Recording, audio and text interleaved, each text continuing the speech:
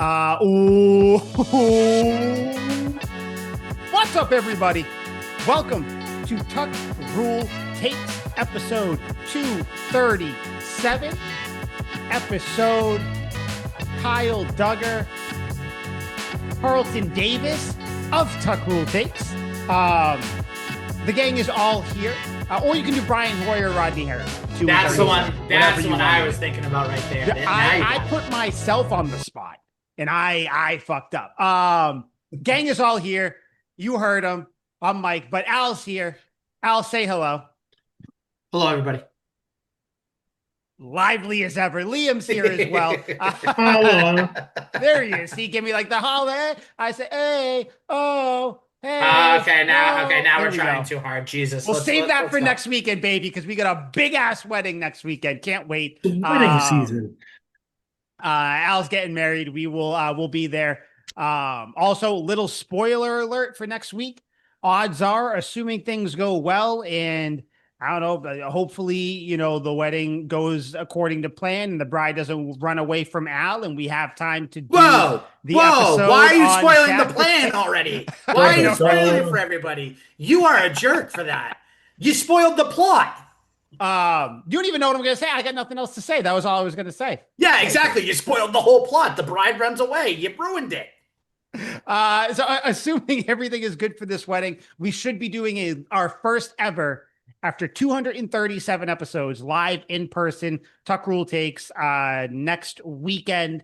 So that'll be fun. That'll be just like a crazy episode. It'll be relatively not structured, nothing. We'll just be shooting the shit about whatever's going on. But yeah, episode 237, we are here today. A couple Patriots things to talk about. A little Bill Belichick story out there. ESPN ranked the Patriots, and rankings are always fun to talk about. I did want to ask you guys about some analytics when it comes to sports too. And then I think there was one more thing I wanted to discuss on here. Oh yeah, and then there was another kind of not Celtics related thing, but it made me the topic made me think about it, and it had to do with Jaylen Brown, the Celtics, Jason Tatum, and whatnot. But are we also doing another Mount Rushmore? I thought we were doing like trades or something. Worst trades. I don't know. I had nothing planned. Do you want to? How about we hold that for the wedding episode? Yeah, we'll kick that for the wedding episode. Okay, yeah, okay. There it is. Also, Liam, I wanted to ask you: do you know what my shirt is from? No. He doesn't know. Oh my God. Because I always explain to some people who watch the show afterwards what my shirts mean. Because if I wear new shirts, I tell them about it. This is from the It movies, the Loser Club. This is when one of the characters breaks their arm. They write loser on the cast. He feels like a loser. And then another character from the movie crosses it out, puts V on it, lover, all nice, all hunky-dory. I always say the It movies are my comfort movies because at the core, it's a family, it's a friendship movie. It's not just about murderous crime. In the book at the end, they're doing some stuff that's a little less than family. I'm reading the book, and the book is like 1,100 pages. It is a slog. I've been reading it for years. Apparently, have you got to the ending? Oh no, I know the ending. I know like the book ending. I know what they do. I'm surprised that doesn't motivate you to get through the whole thing just so you can read that part. Nah, it's a little creepy. But Al, were you gonna say something? No, I was just saying, just let Mike have his moment, Liam. Just let him have it. Like he doesn't get many of these. Just give him one. What do you mean? I'm not a Make-A-Wish kid. Let Mike have his moment. Let little Mike sit over there and look at you, little boy. I'm older than both of you. Fuck you. Hey, listen, little man. Just stick with your main character energy, okay? That's all we need, buddy. I still think once daily. I still think the first time I met Liam when he goes, "Oh wow, you're smaller than I thought." Like I don't want people watching this to think I'm some sort of short person. It's crazy. It was striking when you walked in the room. Dude, I've been working on my height. I've been at the gym thinking of you every day. Like, this motherfucker, I'm gonna get bigger, taller, all the things. The things. But yeah, so we got a fun little episode. First and foremost, I wanted to start off a little light I'm sure you guys saw the story. If you're listening, I know you two saw the story. The whole Sean Payton, Bill Belichick thing that came out from Seth Wickersham. I Mhm. guess Seth Wickersham leading up to the 2025, 2026 AFC championship game against the Patriots. He spent like 2 weeks with Sean Payton and the Broncos, kind of going over just everything. He was at the meetings, he was at dinners with them. It was like a real like some real reporter stuff. And one of the things that he found out was that in 2023, when the Patriots moved on from Bill Belichick, unceremoniously, however you want to put it, when they broke up, Sean Payton said or brought it up. There was never a formal proposal, I guess, but he did bring it up as an option. He was like, what if Bill Belichick comes over and coaches the Denver Broncos? I'll move, and I'm talking to Sean Payton, I'll move to a coordinator position and then he can stay here as long as it takes him to pass Don Shula, which at the time and still currently, he needs 15 more wins to pass Don Shula. Or he needs, he needs 15 more to pass him. I didn't know if it was to pass or the tie. So I thought that was kind of interesting. Kind of that dynamic. Like it's almost like you're building a super team where you have hands down, two of the best coaches the three of us have ever seen in our lifetime and two of the best coaches of all time. So I kind of just wanted to just kind of like a little fun thing. Doesn't need to be long, but one, do you guys think that ever would have worked? And then how long do you think it would have took Belichick to get those 15 wins? I think with that team and the way they were going, probably would have taken like 2 years, maybe three at the absolute most. But also, you got to wonder, is Sean Payton really going to wait 2 to 3 years to get his job back? Like, that's kind of, I don't know. And also, like, what happens if, the quarterback is out for the season, you win only 4 games, and then it's like it's another year? And then what happens if they just don't develop? So it's like, it's this whole thing. I think it was a nice gesture. It was a good thought. Credit to Sean Payton for actually turning the corner as a human being, getting away from his bounty gate days. I know that wasn't him directly, but you get the reference. But my point is that I Greg think Williams was the man. yeah. Anyways, so I think that again, it's cool on paper, but to execute it would have been way too much. So I'm kind of glad it didn't happen, but it's that classic like what if moment. Those are fun to talk about. Yeah, that would have been Bo Nix's first year, by the way. I just double checked to make sure, because it would have been the 2024 season, right? Because 2023 was when they moved on, or it was after the 2023 season when they moved on, correct? So he would have been there 2024. I think that's what it would have ended up being. I may be mistaken there, but either way, Liam, do you think that could have worked?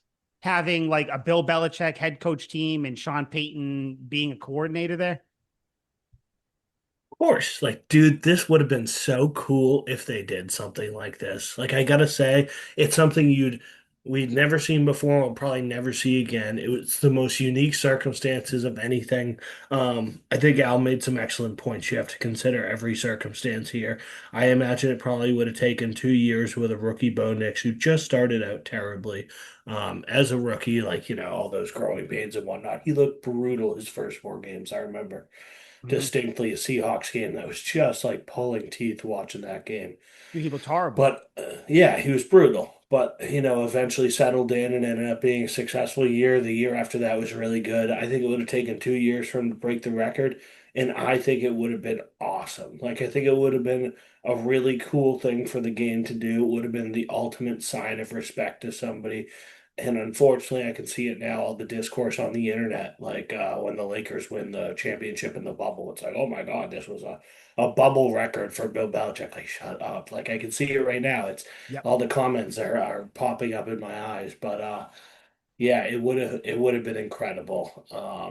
And it would have been uh, preemptive the respect he deserved before we found out that he wasn't a first ballot Hall of Famer, which I think is absolutely despicable. I It forgot just would about have that. balanced it out for me. But yeah, Yeah, I think it would have been cool. I think it would have been. I know people were saying like, "Oh, do you really think that would have happened on Belichick's side?" I don't know. I think maybe he would have I, because it's kind of like it's like an alpha thing. Like I'm going to come over to your team and do whatever. And I do think that Sean Payton would have done it too.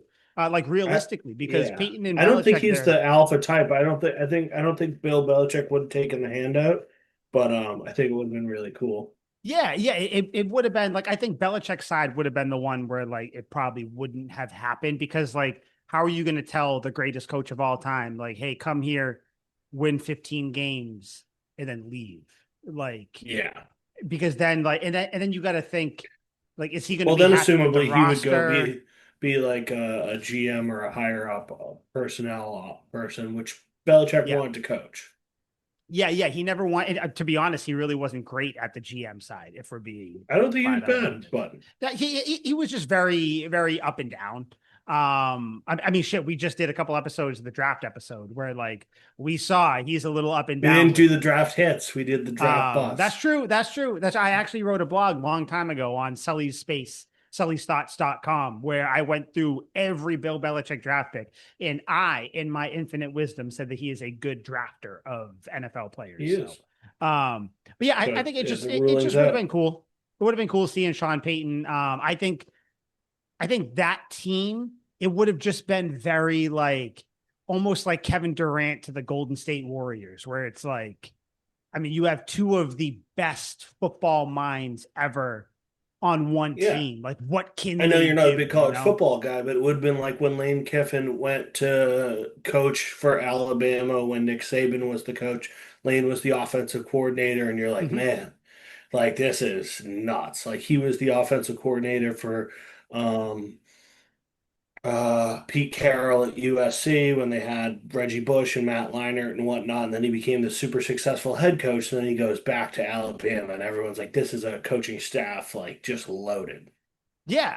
I think it just would have been cool. It would have been like that where you have these two great coaches coming together and Sean Payton, like Belichick and Sean Payton aren't, like Nick Saban and Bill Belichick, but they are very friendly. I remember when the Patriots were going to, I believe it was Spygate at that time. It was either Spygate or Deflategate. It might have been Deflategate.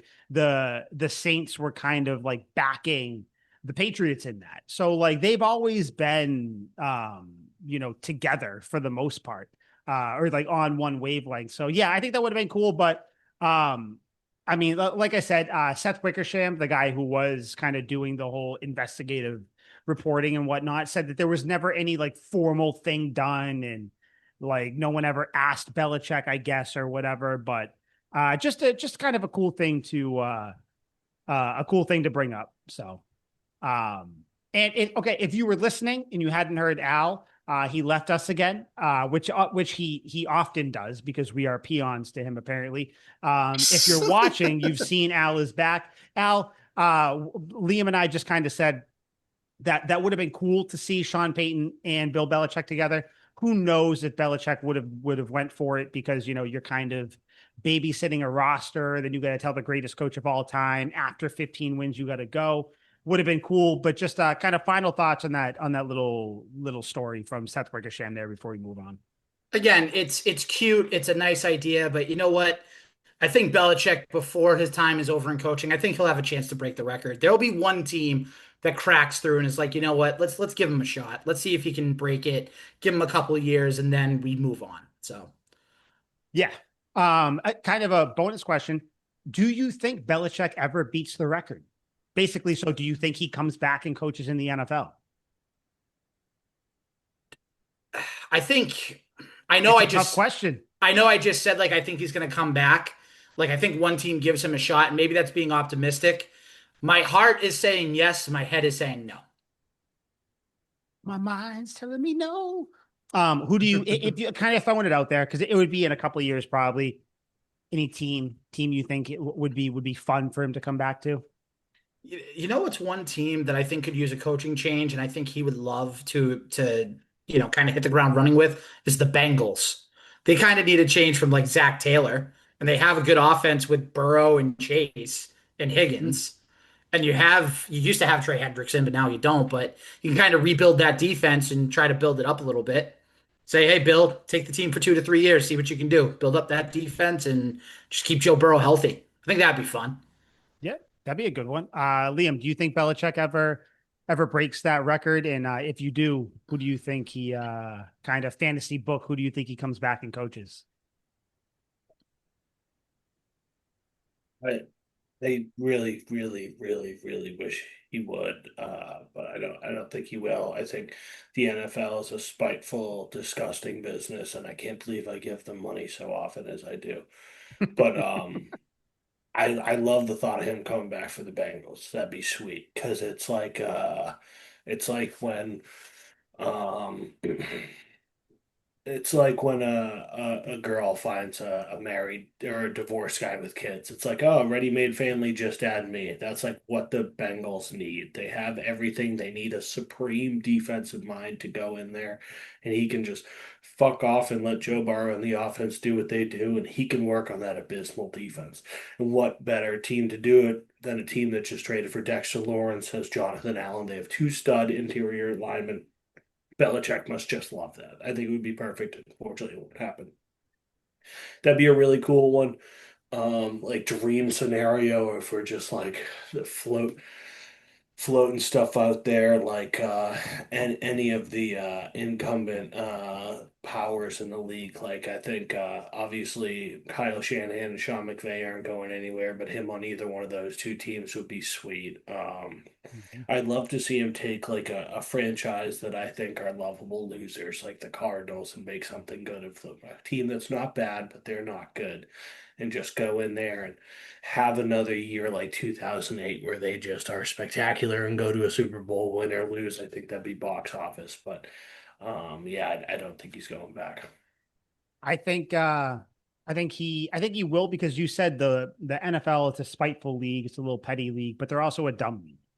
So they will not that hiring Bill Belichick would be a dumb thing, but just they will take that risk on someone. And I could see the Browns doing it. I think that'd be like a poetic thing. I could see him coming back, coaching the Browns, kind of getting that record, and then probably just staying in the league. I think if Belichick gets here, I think he stays.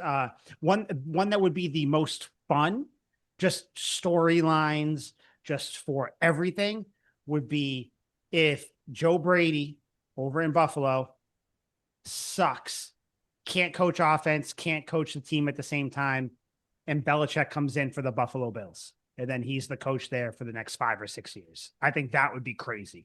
You get them 2 times a year, probably in the playoffs as well. I think that'd be an interesting mix. But yeah, I mean, if I what I would want him to do though, come back as the Browns, take the Browns, win some games, coach there for a few years. I'm not worried about the Browns. Belichick coming to the Bills, I'd worry about a little bit. Mhm. But yeah, the Browns would be my pick. But I do think he comes back eventually though. Because I think So age, time's against him though. yeah, but I mean, I don't know. I got to look it up. I don't really know, but I feel like you can be relatively old, and as long as your motor functions and whatnot are still working, the NFL will hire you. I mean, shit, who knows? I mean, that But would have some nice nostalgia too for the yep, fact that he like started his head coaching career in Cleveland and yep, then comes back for a couple of years and gives him a couple of years. That'd be yep. kind of cool too. That is exactly what I was Dude, thinking you there. would So never see me don brown and orange so quickly. I'd be the biggest Brown what an fan you've ever met. ugly! Oh my god! If we and this isn't I even a Mount Orange is my Rushmore. favorite color. The brown is brutal. This again, like I guess maybe we can do eventually like a Mount Rushmore, like jersey colors, things like that. The Browns have one of the worst, dude. They have just horrible uniforms, horrible mascots. Their helmet is just orange. Everything about it is bad. So yeah, I think it'd be interesting. Like you said, Al, it'd be poetic, but I don't know. We'll see. Belichick has been really out of the news recently, so kind of out of sight, out of mind. But yeah, I thought this was a cool little thing to start with. Be interesting if he does ever come back, and where he goes. Obviously, we'll talk about that in the years to come if he does. Assuming the aliens don't take us out in the meantime, as we've been over, which they are coming, by the way. Kind of a Celtics related thing I wanted to ask you guys about. I was listening to Boston Sports Radio and just a bunch of different, podcasts and everything talking about the big Jalen Brown trade. Obviously, we covered that last week. That was a huge thing. I don't think the smoke has cleared from that. I feel like that's going to be the talk of the town for the next week or so as well. I'll probably past your wedding. We'll probably touch on it at your wedding. Love it. But but what came up was Jason Tatum. So it was Jason Tatum. Would he, if he sat Brad Stevens or whoever down, he was like, hey, don't trade Jaylen Brown, I'll be upset, blah, blah, blah. What would the front office do? So it kind of made me think. What's your guys' if it's a two-pronged thing, but the first thing, what's your guys' opinion on athletes, the star of the team, essentially, having an opinion on how the roster is built when it comes to who gets traded, who gets brought in? Do you think it should happen? Do you think that it's only a select few? Do you think it should never happen? So I kind of wanted to ask you guys that because I thought it was a pretty interesting thing because people think that Tatum could have kept Brown here, but we're not talking basketball. We're just talking sports in general. If you want to bring it to certain things, obviously you can. But yeah, do you think star players, should they have say? Should they not? How much say should they have? And who should, if anyone should have say in that? That's actually a really good question. I Right? th Thank you. I think you're welcome. I think in Jason Tatum's case, considering he's been there for almost a decade and he's been through it all. He's been through the first round exits, he's been through the playing game, second round, Eastern Conference Finals loss, and then ultimately a championship. I think if Brad were to be like, "Hey, JT, what do you think about this deal?"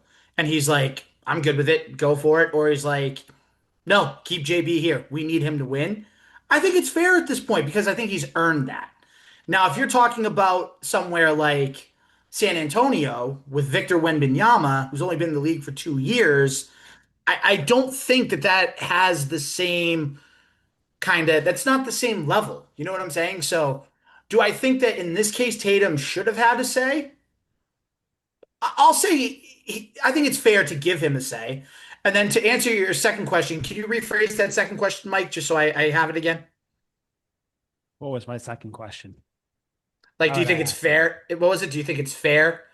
Oh yeah, Like, yeah. So like basically just like, do you think like if like do you think that they should basically? It's just like, do you think the stars yeah, should have a say in it? And then yeah. you kind of I'll already answered it where it was like, if right. they do, who do you think should, or like is there like a level, like because to me it's like LeBron at this point in his career, he should have a say.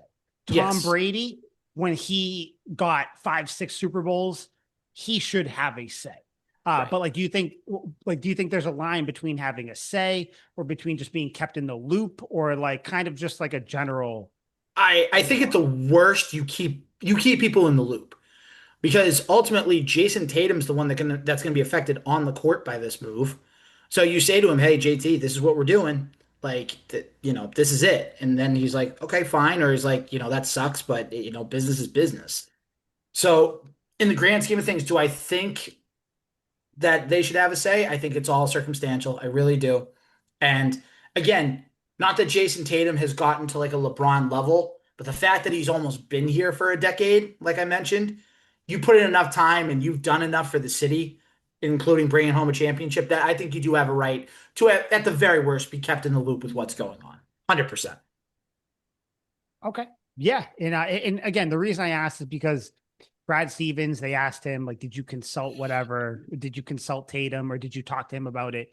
He basically said, no, like, I don't like to ask the guys about the other guys, basically. So, like, players about players. But yeah, Liam, how do you feel about it all? Basically, like, do you think players should have it? If they do, who do you think should? Is there a level? What are your thoughts on it? I think a select few players should, and it'll be extremely rare throughout history, and you have to know when you see it. There are a handful of players. You mentioned LeBron.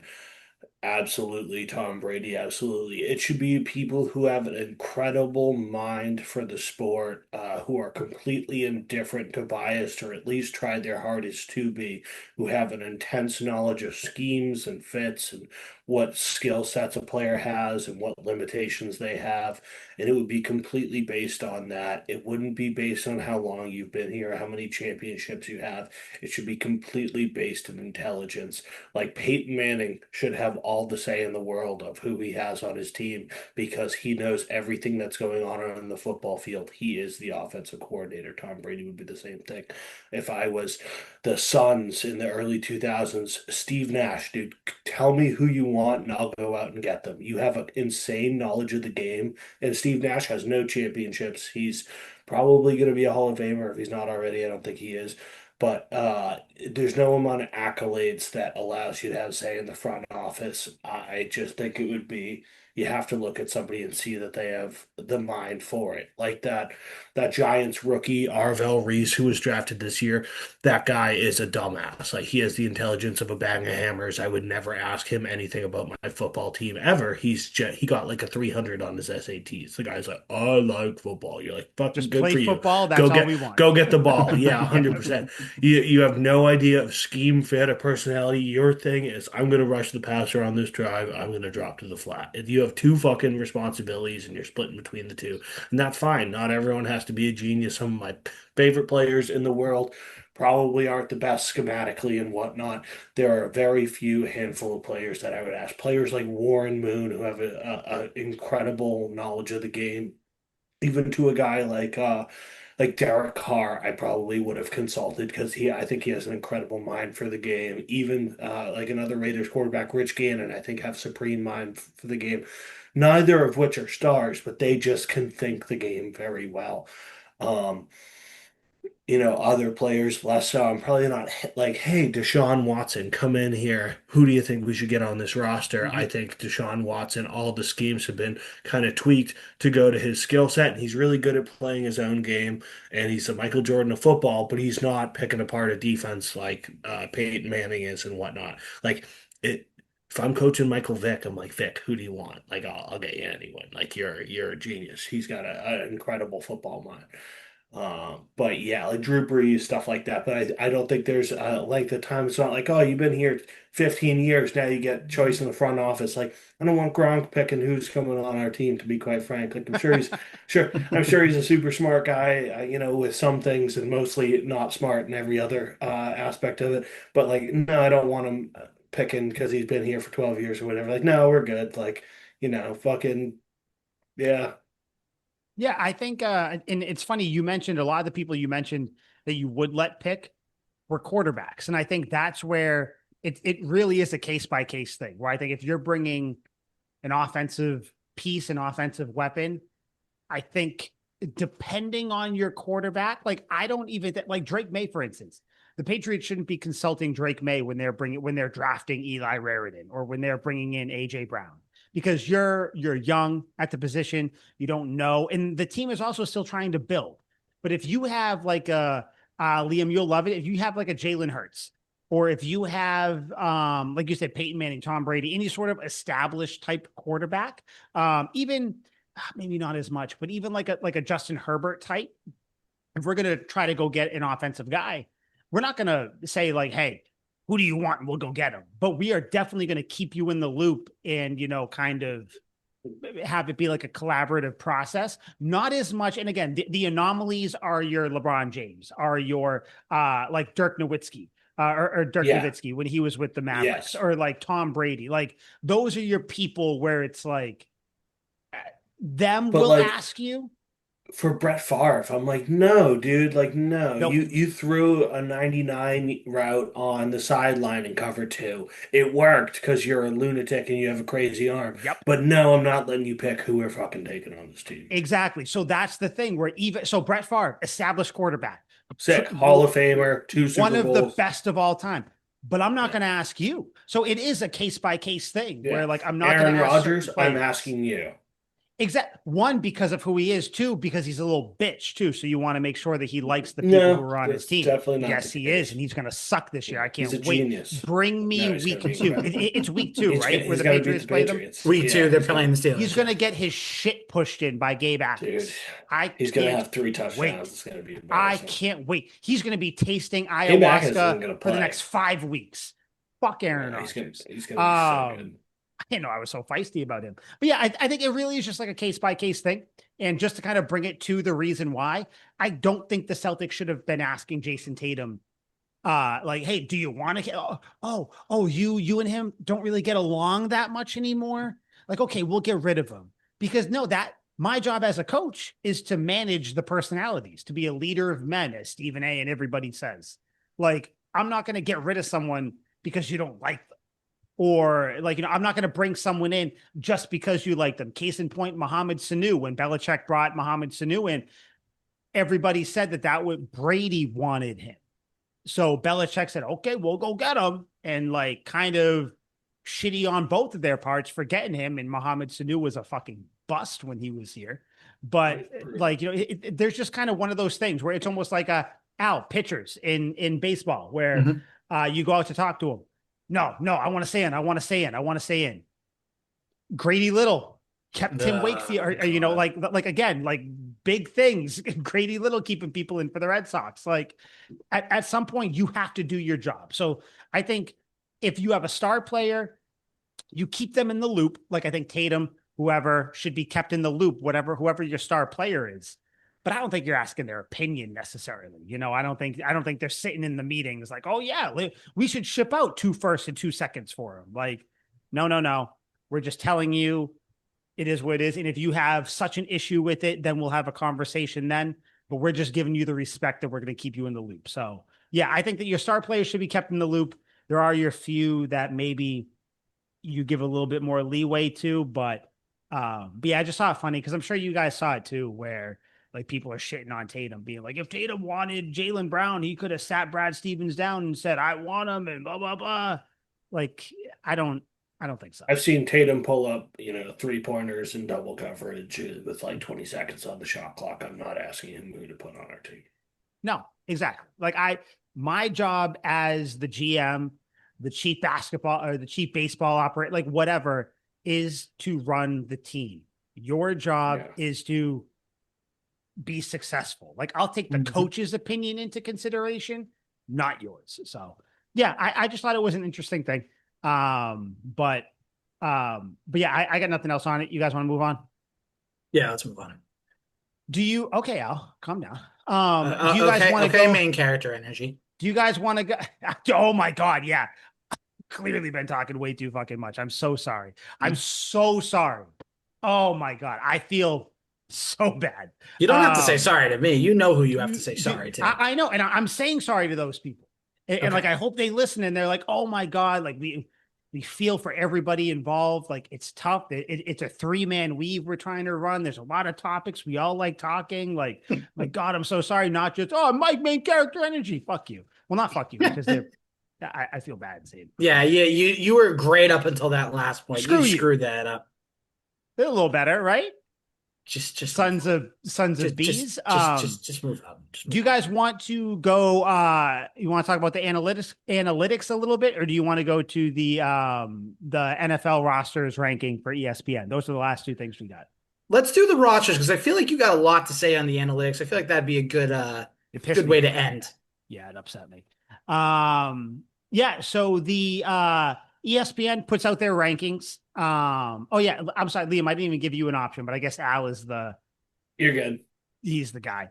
ESPN, they're doing all their rankings before the season because I guess in a couple, not I guess, but in a couple weeks, rookies report to training camp, and then training camp officially starts in a few weeks after that. So football is coming. I think it's like 63 days right now until football actually starts.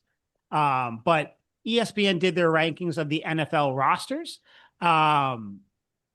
Spoiler alert, I told you guys, I probably should have maybe kept it a secret, but the Patriots were ranked 7th on this list. So to kick it off, before we go into who's above them or whatever, how do you feel about the 2026 Patriots roster being 7th out of 32 in the NFL based on ESPN's analysis?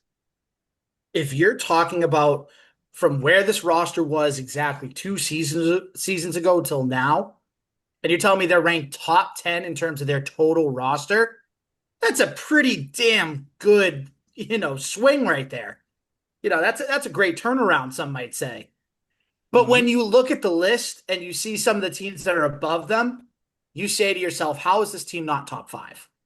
But while I won't spoil it now, we'll tease that because there are a couple teams that I definitively think with the coaching as well. I'm throwing coaching in there being like, yep, the Patriots should be above this team.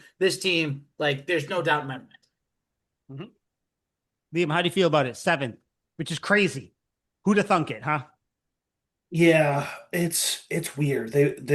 it's obviously clickbait. They did it just on the zone where it's controversial. Like if it was top five and they had just come from the Super Bowl, you could be like, all right, like I get it. Like I would say we probably weren't the most talented team to make the Super Bowl in the last 5 years or so, but I don't think we're the least talented either, per se. We'd probably be toward the end of that list. But it just seems hard to imagine that with off-season improvements and losing only a handful of guys. I don't think Caleb Von Chase on losing him knocks us all the way down to seventh. But it's just hard to imagine a team that goes to the Super Bowl being ranked seventh. So I really think this is fun. Clickbait. They're just trying to rile the crowd up. And if you rile up New England fans, it's about half the country who's just like furious, but they're gonna go and click on it, this list, and give them a ton of interaction. I last weekend I got just stoned out of my gourd, and I ranked every running back in the league, and I had I'm looking at it now, so I have Ramondre Stevenson as the 16th running back in the league, and Travion Henderson as the 23rd running back in the league, and if you have those just for running backs. And then, we're putting AJ Brown top five, definitely top 10, somewhere in that range. Drake May as a quarterback, if we're not paying attention to the NFL top 100, he's easily top 10, I would say. Mhm. Maybe not top five, but he's not far outside. Maybe he's number seven on that list. Um, and then the offensive line is, leaves much to be desired, but the improvements can let us talk it into closer to 10. But if we could go to the Super Bowl with, I don't know if you guys are just spitballing, out of the 32 NFL teams, what would you rank our offensive line last year? Offensive Just line last spitballing. year, middle of the pack at best. 14, Mm, 13, 14, maybe. Right. Right. Okay.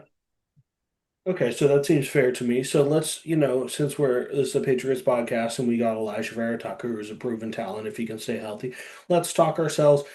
Conservatively, we'll say we're the 11th best offensive line in the league. That seems fair. Nothing egregious in the top 10. When you look at that with AJ Brown, we'll say Romeo Dubes is a top 30 wide receiver. Kayshon Boutte is a really good deep threat. Take each wide receiver for what it's worth. Kayshon Boutte is a good deep threat. Pop Douglas is good in the slot. We have a great third down running back in Travion Henderson. I can't imagine we would be seventh by any means. I would say we're probably five seems fair. I can talk myself up to three, and the higher, closer I get to three, the less good I feel about it.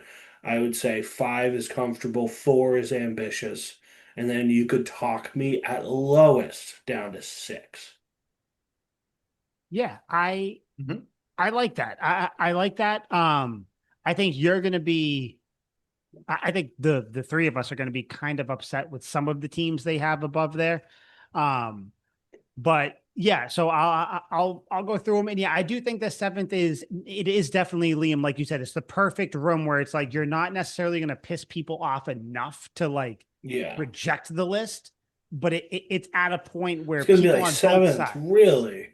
Yeah, like Yeah. seventh, what? And then people that dig into it are like, well, I guess whatever. So, do you guys have any guess what the first team is? I think it's kind of obvious. I mean, I'm not gonna lie. I looked at the list before, so I I didn't. So I'll guess Seahawks. Nope, it is the Rams. so Okay, that makes Yeah, sense. The Rams yeah, are sick. Rams are up there. I mean, Yeah. you're not going to get any I actually argument think from they me got on that that. right. nope. So, yeah, I mean, Matthew Stafford, MVP. They did say though, and this is something they did. So with each of these teams, they have biggest strength, biggest weakness, and X factor. Um, and then non-starter to know, I'd but love we to don't know need how to they we don't need quantify to do that. that. Their biggest strength, and I thought I don't. Uh, their biggest strength is quarterback. They have Hmm. a 38-year-old Matthew Stafford coming off an MVP season, which is great. But I'm not sure. And then their biggest weakness is tight end. Again, we don't have to really break that down, but I did kind of sense he's here. Do you guys think Matthew Stafford, do you think he still has another good year, or do you think he kind of reverts? He's 38, like I said, so he's getting up there. I think Yeah. I think he reverts, but not like crazy. He doesn't have this like Yeah. catastrophic dip in his game. You know what I mean? Mhm. Because what did he have last year? He had like 40 something touchdowns, right? He had 46. 46 Or is it? touchdowns, just over 4,700 yards, and fourth in QBR. Yeah, I still see him getting 30 to 35 touchdowns this upcoming season. He's still really, really good. Yeah. I don't think he quite gets up to that, that 40 level. I think there's a little dip, but it's still the productivity's still there. Put it that way. Mhm. Yep. I Liam, I will know, revert do to you like the Matthew Stafford? Liam, I forget. You like Matty Staff, right? do I like Matt Thought so. Stafford. Okay. My Yeah. my favorite thing about football Sundays is at the end of the day, when all the games are long said and done, I dim the lights, break out the bottle of lotion, and watch Matt Stafford highlights for the day, and it's just incredible. I cannot say enough about Matthew Stafford. I think I love him. As for his performance next season, I'll revert to the history books on this one. I'll use player inflation, if you will. So Peyton Manning threw 55 touchdowns, threw for basically 5,500 yards, broke every record, got smoked in the Super Bowl. The next year, he was pretty good. It was obviously less than that, but he set the bar really high. And then the year after that, he was complete total dog shit and fell apart. He was around Matt Stafford's age. So I will say Matt Stafford was great this season. I agree with Al completely. He'll take a step back, but still be really good. High 30s and touchdowns and whatnot. And then considering, all the breakthroughs and recovery and technology and all that jazz right now, I'll even give him another year. So I'll say, maybe the year after that, it's high 20s, low 30s, still really good, incredible. His mind's getting better, his body's failing him. And then the year after that, he has the Peyton Manning thing where it's like, what did Peyton Manning have? 16 touchdowns, 18 picks or something terrible like that. And he won the Super Bowl, which was the most jank thing I've ever seen in my life. But that probably won't be the case for Matthew Stafford. But yeah, I would say it would be something like that. I would say Matthew Stafford next year is still going to be really good. The year after that, he'll be, oh, Matthew Stafford's still got some sling to it. And the year after that, he's done for. Yeah. I mean, you guys said it. I agree with everything you guys said. So yeah, and I think that the Rams, I think they should be there. I mean, shit, they just got Miles Garrett. They added him to a great thing. They drafted Josiah Stewart, um, out of Michigan, a guy I want the Patriots to kind of look for. So yeah, should be a good team. Number two. So kind of immediately for me, number two, a little polarizing. Uh, and Al, I want to hear from you first, not Liam, for obvious reasons. The Eagles are number two. Their biggest strength, offensive tackle. Obviously, I feel like it's been their biggest strength for years. And then biggest weakness is safety.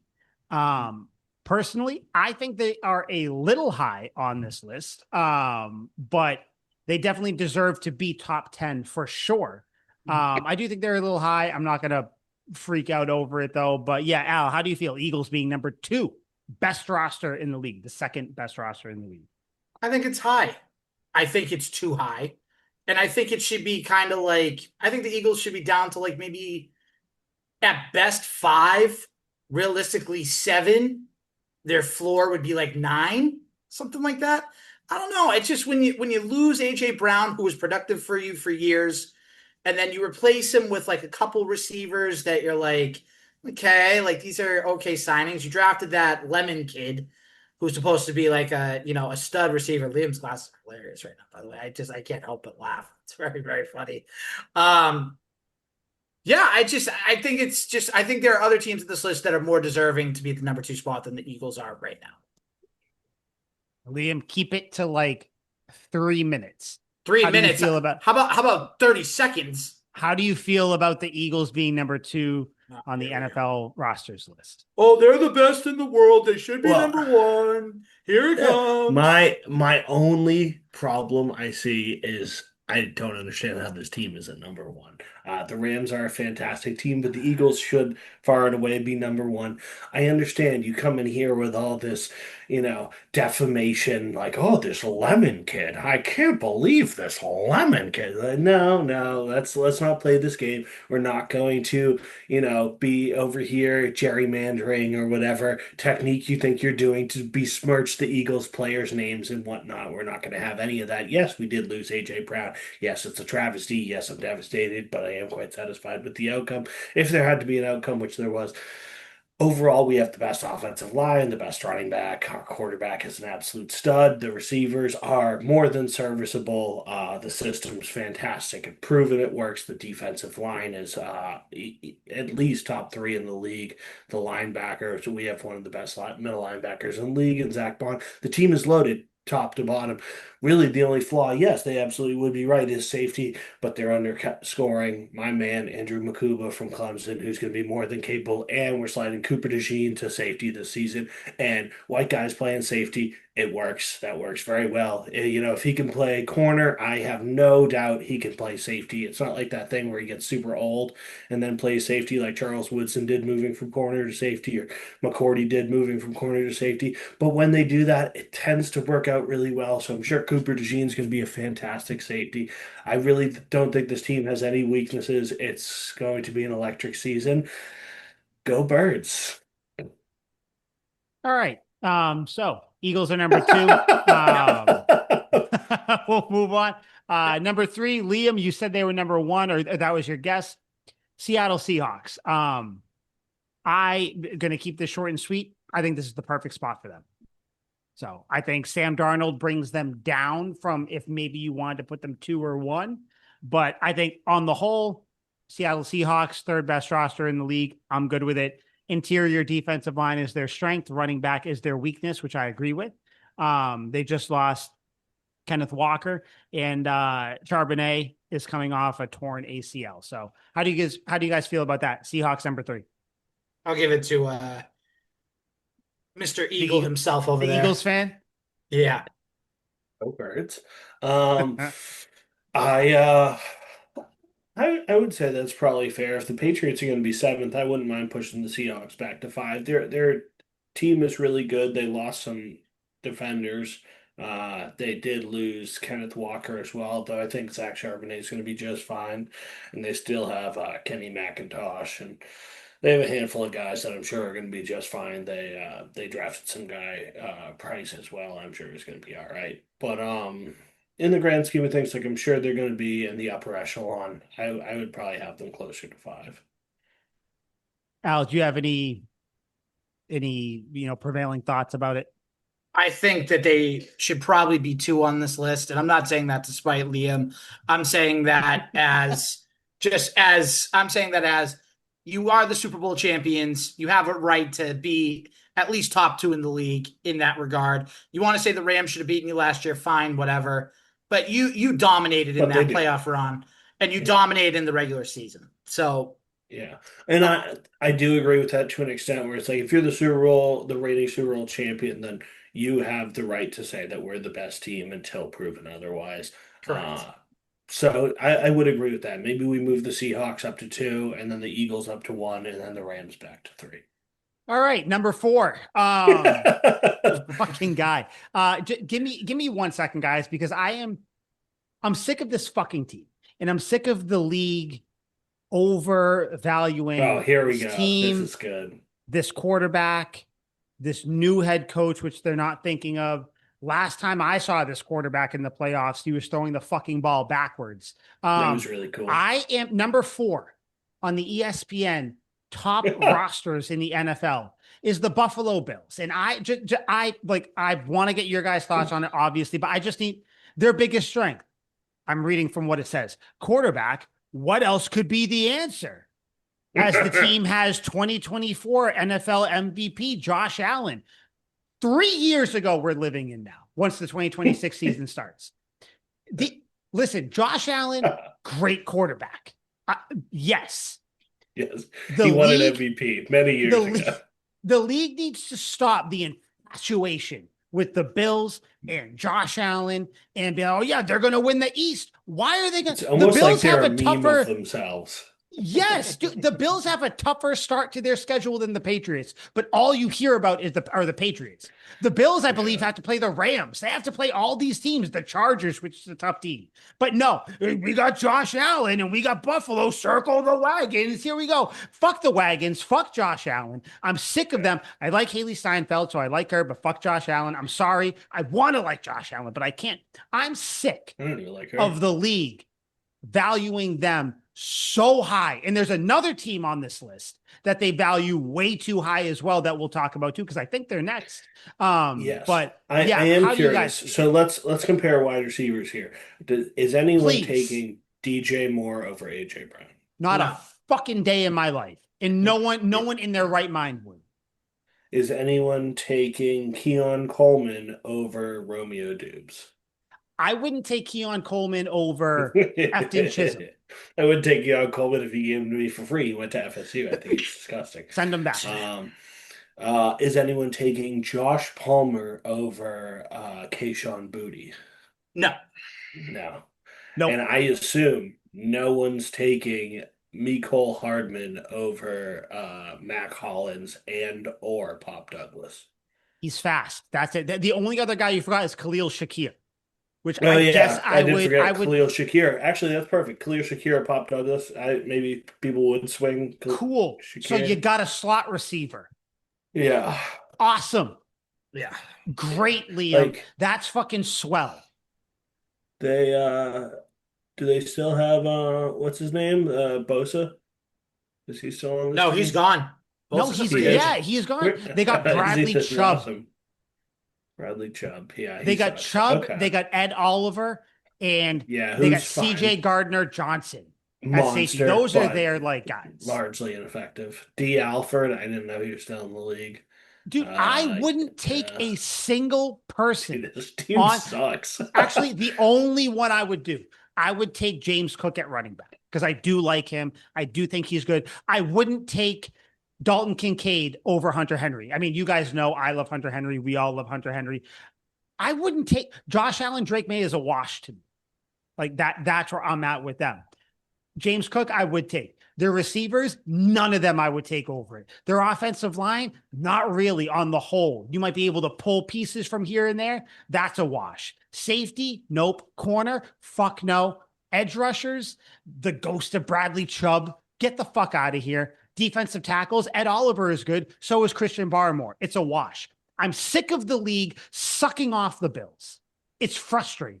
It's very frustrating as a fan. Like I hate it. It comes The Bills have the co-author of Mosaic, the first web browser to display incline imaging as their outside linebacker. Okay. Oh, I no, didn't even that's know Mark the words you Andreessen. just said. Never mind. Yeah, never mind. I was mixing up Mark Andreessen and Joe Andreessen. Okay. Anyways, So, how do you guys feel about it? Bills number 4 above so many teams that should be ahead of them. But how do you feel about it? It comes down to two things. It comes to how badly they overvalue Josh Allen, and then it comes down to how badly they overvalue the DJ Moore trade. Like Buffalo's taken a step back, and let me tell you something. Buffalo's window has closed to win a Super Bowl. They had their chance a couple years ago, and they blew it. They had a couple chances a couple years ago, and they blew it. So when you were hiccuping and saying, "Let me tell you something," you sounded like Charles Barkley. Let me tell you something, Marty. Gave me a chuckle for a second. I got you.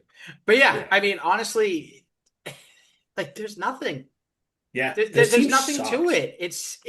This team, if you want to put them at like number 10 because of Josh Allen, okay, fine. But like there's no way they should be number 4. There's no chance. Dude, I'm sure on that list it's like point of strength, DeMar Hamlin at safety. Like, no. Just exit out of this. Everybody loves him. Yeah, Liam, I know you don't agree with this, but just where do you think, and like realistically, where do you think the Bills should be on this list? Because you just went through it. Nobody on that, like oh my God. Just where do you think the Bills should be on this list? And Bills had 12. I was going to say, don't be stupid and say Solid. like 28th, 29th, like anything dumb like that. 12. 12, That's 12 is fine. good because Josh Allen is still good. James Cook is Yeah. still good. They have a good team. They're going to be I second in don't. the division by default. Like they're Yeah, going to and win games. they're going to be a really cute little brother to the Patriots. It's going to be awesome. They're going to make it as a wild card, and they're probably going to get their fucking shit stomped out Yeah. in the Joe first Burrow is going to round. go and drop 400 yards on them Yeah, again. it's going to be good. Or they're going to beat whoever they play, and it's going to be like, oh, the Bills are back. Here we go. And Yeah, then the Josh Bills Allen's are going to throw the rolling. game away. Yeah. He'll go back to Denver and yeah. That God. was a great football move though. I love it when my quarterback scrambles out of the pocket and then throws the ball For backwards no 16 reason. And yards. It's he great. runs. Oh, no, what do we do? No. I hate him. I hate him. I hate this team. I hate the I way this hate league him. views I this hate team. him. I hate everything about it. Al, you're right. Their championship window is closed. Joe Brady, not everybody can call plays and be a head coach. Josh McDaniels found it out. You're about to find it out. Dude, they're just force feeding us this pro Bills propaganda. I Dude, I will hate it. not I fall hate it for it. almost as much or more. But this next team is right there as well. Number 5, the Baltimore Ravens. Biggest strength, safety. Okay. Biggest weakness, interior offensive line. Those two things alone should tell me you shouldn't be number 5. If your Yeah. interior offensive line is your weakness, with your injury riddled, fragile quarterback back there, like safety is your biggest strength. Like what? Yeah, so I guess I mean, you guys obviously know how I feel. I don't think they should be up there. I think similar to Josh Allen and the Bills, also similar to Patrick Mahomes and the Chiefs. I think the NFL, they need to kind of stop trying to make this happen. They got to move on from it. I know these are your stars. You gotta just move on, guys. I don't think the Ravens should be here. New head coach, by the way, as well. Which, like, I Yeah. don't know, but yeah. Oh, so I don't know what to expect from them. I didn't mean to step on you guys' toes if that's what you're going to say. How do No, you guys feel about it? Yeah, that's what I was going to say. They have a rookie head coach too, and no one takes that into consideration. I know it's the football roster, but last time I checked, coaching is part of the roster because they have to make the decisions and put the guys out on the field in the correct formations to try to, either stop the other team or score the touchdowns. Last time I checked, that's how football works. So it was surprising. I wasn't as mad about this one. I was like, okay, I'm just going to preview this, just a little spoiler. I think the next one's far more ludicrous than this one is. So I'll say that. So I wasn't like banging the table being like, this is ridiculous for the Ravens at 5, but I could see why people would think that and be kind of upset about it. Liam?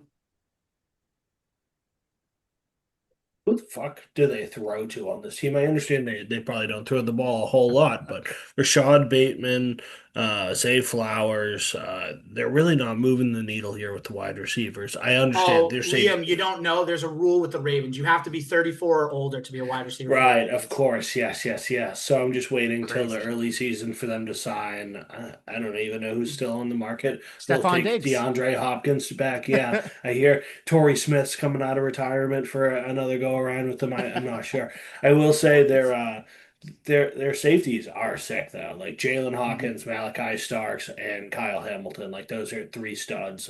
Yep. Their running back room is obviously like it's Derrick Henry and nothing else. But let's not pretend that Derrick Henry didn't cough the ball up a million times last year. Like he was He did against the surprisingly really Patriots. bad. Dude, it was brutal. He just kept doing it. He was on my fantasy team. How could you do this to me? But other than that, like their defensive line's great. Like I'm a big believer in Mike Green. Trey Hendrickson's going to be good. Roquan Smith had an unbelievably bad year. And I can only imagine that's an outlier unless he's just permanently dog shit, which I can't even imagine how he would go from being so good to so terrible last season. But it definitely could happen. The Ravens just have a ton of holes. And that little blurb that you read out just doesn't do it justice to how many problems the Ravens have. Everyone who's a Ravens fan right now are also probably those disgusting people that sit in convenience stores and scratch and play Keno tickets and whatnot because they're just throwing all their hope on potential and they're honestly probably going to lose all their money. The team's probably going to be a regular season beast again, but they have so many holes, they're more likely to be dog shit and out of the playoffs than in the Super Bowl. Yeah, I mean, they say their X factors are their receivers, and it's like that's just not. I, It's I just not certainly don't true. understand why is anyone really afraid of LaJohntay Wester Like or they got Devontae Walker? Majante. Uh, yeah, Jacoby Lane, Elijah Surratt, those young guys, like obviously. And yeah, I from all our draft talks, I like them. In fact, I wanted the Patriots to get Jacoby Lane.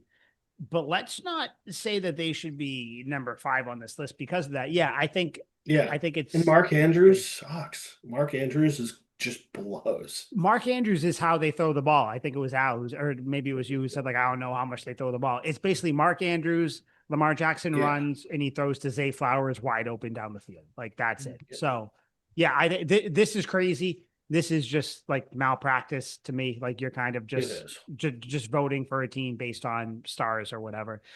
This next one, though, Al, and then we'll get to the Patriots, and then we're done with this list. Then we'll be out of this one. Um, the Detroit Lions. I couldn't believe it when I read that. I was actually So, appalled. so their biggest strength is offensive playmakers. Jameer Gibbs, Amon-Ra St. Brown, Jamison Williams at receiver, Sam Laporta at tight end. We all like him.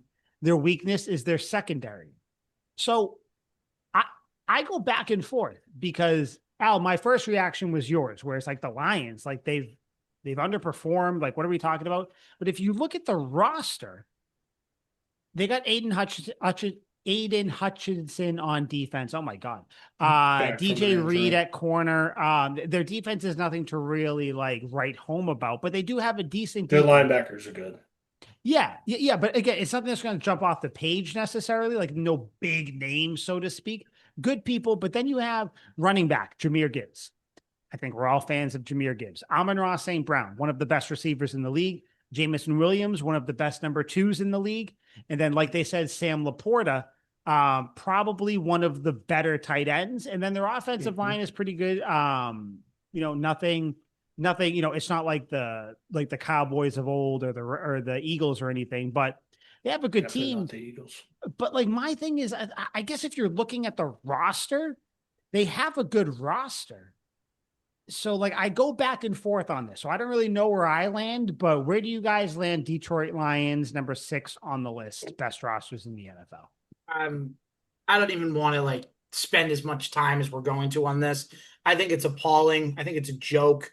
I think the Lions should be way farther down. I think they should be in the teens, to be honest. But I understand you have Amon-Ra St. Brown, Jameer Gibbs. I know that they are explosive. Laporte is good. I don't deny that. But the defense, besides Hutchinson, is suspect. Your head coach is suspect. And also, your head coach will lose you games by how aggressive he is. So the fact that they're It above the leads into our next Patriots, combo. what was that? It leads into our next combo, actually. Right. Yes, the So fuck it does. it does. It does. So with that, I'm like, how the hell can they be number 6? You're expecting them to make that much of a have that much of a bounce back year? Give me a break. Save it. I would have them around number 9 for me. Like they are a talented team, but the thing with them is all their good players are going to get hurt. Like Jack Campbell and Malcolm Rodriguez are two of my favorite linebackers in the league. They're both awesome, and I can guarantee you, I'll put money on it. Both of them are going to be hurt this upcoming season. It's just science. I don't know what's going on with this Detroit defense. The offense stays remarkably healthy. All the defenders just get picked off. It's absolutely nuts. So Hutchinson's going to come back. I'm sure he's going to be awesome. Hopefully he doesn't get hurt again, but he probably will. I don't think signing Isaiah Pacheco as a backup to replace David Montgomery is really moving the needle for a lot of people. I think Pacheco kind of blows. Their wide receivers are awesome. They absolutely are. Like I have no criticisms, nothing bad to say. You guys said Amon-Ra is fantastic. Jameson Williams is one of the best deep threats in the league, and Isaac Tesla has the coolest highlight reel for anyone that was a number 3 receiver last season. He's an absolute monster. And then beyond that, they have former Patriots preseason great Malik Cunningham switching from quarterback to wide receiver. Oh, Uh, yeah. so he's on this team too. But uh, like their offense is going to be awesome, I'm sure, but it's their defense that loses them games. Who can't play half the ball. So I have them at 9. They're going to be really exciting. They're going to win a bunch of shootouts, but they're going to lose a lot of games too. If it's a close game, like it was against the Eagles last year when Cooper DeJean got a pick, we're going to kick the Lions' dick in. God, I should have cut him off. I heard him. I knew where he was going with it too. I Go knew he was Birds. going to the Eagles. Yeah, Go I probably put him at like 10. Birds. You can't be so good at one side of the ball and so kind of bereft of talent on the other side and be number 6. Like, Which that's is weird crazy. for a team that claims to bite kneecaps. I haven't seen them bite a single kneecap in the last 2 years. Last year, yeah, and like again, obviously they had injuries. You brought it up and all that stuff, but I just like you can't like their defense is nothing to write home about. Offense, like you said, a lot of great weapons on there. Their number one corner just kidnapped somebody and is in jail. Oh yeah, he's gone. Yeah, he's off the team, whatever his name was or whatever. So like they got issues. Being number 6 is crazy. I'd probably put him at like 10, kind of similar to you, Liam, similar to where we all put him. But yeah, that was, I guess, out of all these, that was the most shocking one to me. Because the Ravens and the Bills, you can see it. The top 3, I understand. I'm with it. But number 7 on the list, guys, quarterbacked by Drake May, flanked back there by Ramondre Stevenson and Trevion Henderson. Wide receivers, newcomers, A.J. Brown, Romeo Dobbs, still got Kayshon Boutte back there as well. Mac Hollins, Pop Douglas, Kyle Williams, tight end, the immortal Hunter Henry, revamped offensive line with potential just Pro Bowlers all across the line. Another, just the eternal Morgan Moses over there. Defense, former Eagle, Liam, I'll say it. Headers. Fly, Eagles, fly. Milton Williams. Christian Barmore in the middle. Fly, Eagles, fly. Kevin Byard. The most interceptions last year. Do you know who it was? I'll tell you. It was Kevin Byard. Craig Woodson, second year, rookie phenom. Marcus Jones, just a Swiss Army knife of a player. The duo of Christian Gonzalez and Carlton Davis. Linebackers, our boy, White Chocolate, Robert Spillane back there with Christian Ellis. Get out of the way if you're Jackson Dart, because he's going to lay you the fuck out. And then the edge is a little bit iffy, but we'll talk about that in a second. Biggest strengths for the Patriots, who are at number 7, is their secondary. Biggest weakness is edge rusher, and their X factor is the offensive line. Let me ask you guys, we kind of already talked about it, how we feel, but now that you went over the teams, number 7, Patriots with their roster, how are we feeling about it? They should be at the highest. They should be number 4.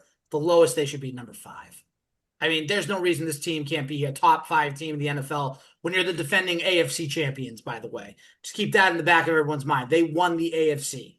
So kind of ridiculous that they're as low as they are, especially below a Lions team. Like Liam said, they have their number 1 corner that's going to be in prison for the rest of his life, and they get ranked below them. Give me a break.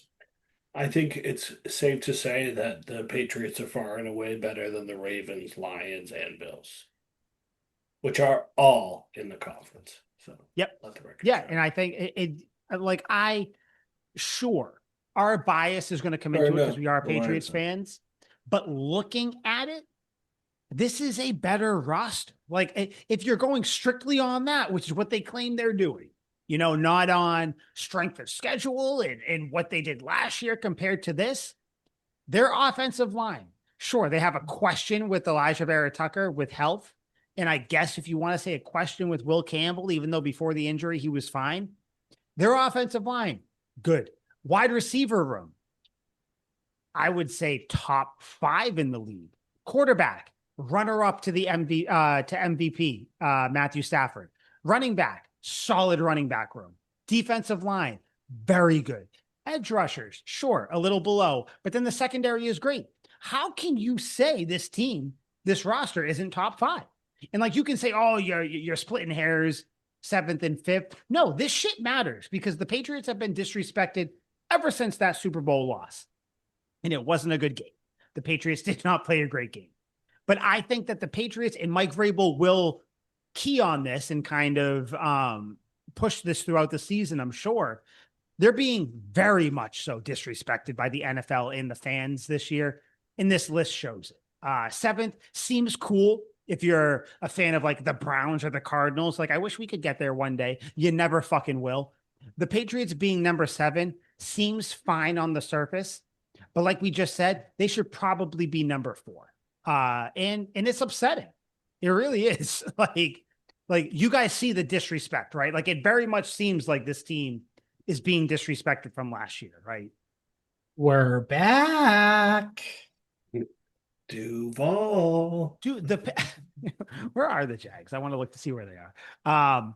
But the fact that the Patriots are 7, like, cool, like you said, Al, the last couple of years going from wherever they were on those lists to right now, that's awesome. You're number 7, and like you appreciate it because you see how the roster has grown, how it's been built and everything. So it's awesome being number 7, but it's like, you know what? Now that we're here, they should be a little higher. And kind of seeing all the names here, I agree with what they said. Biggest strength being the secondary. I do think you could put quarterback or wide receiver there, though. And then biggest weakness, I think really the biggest weakness on the team is edge rusher.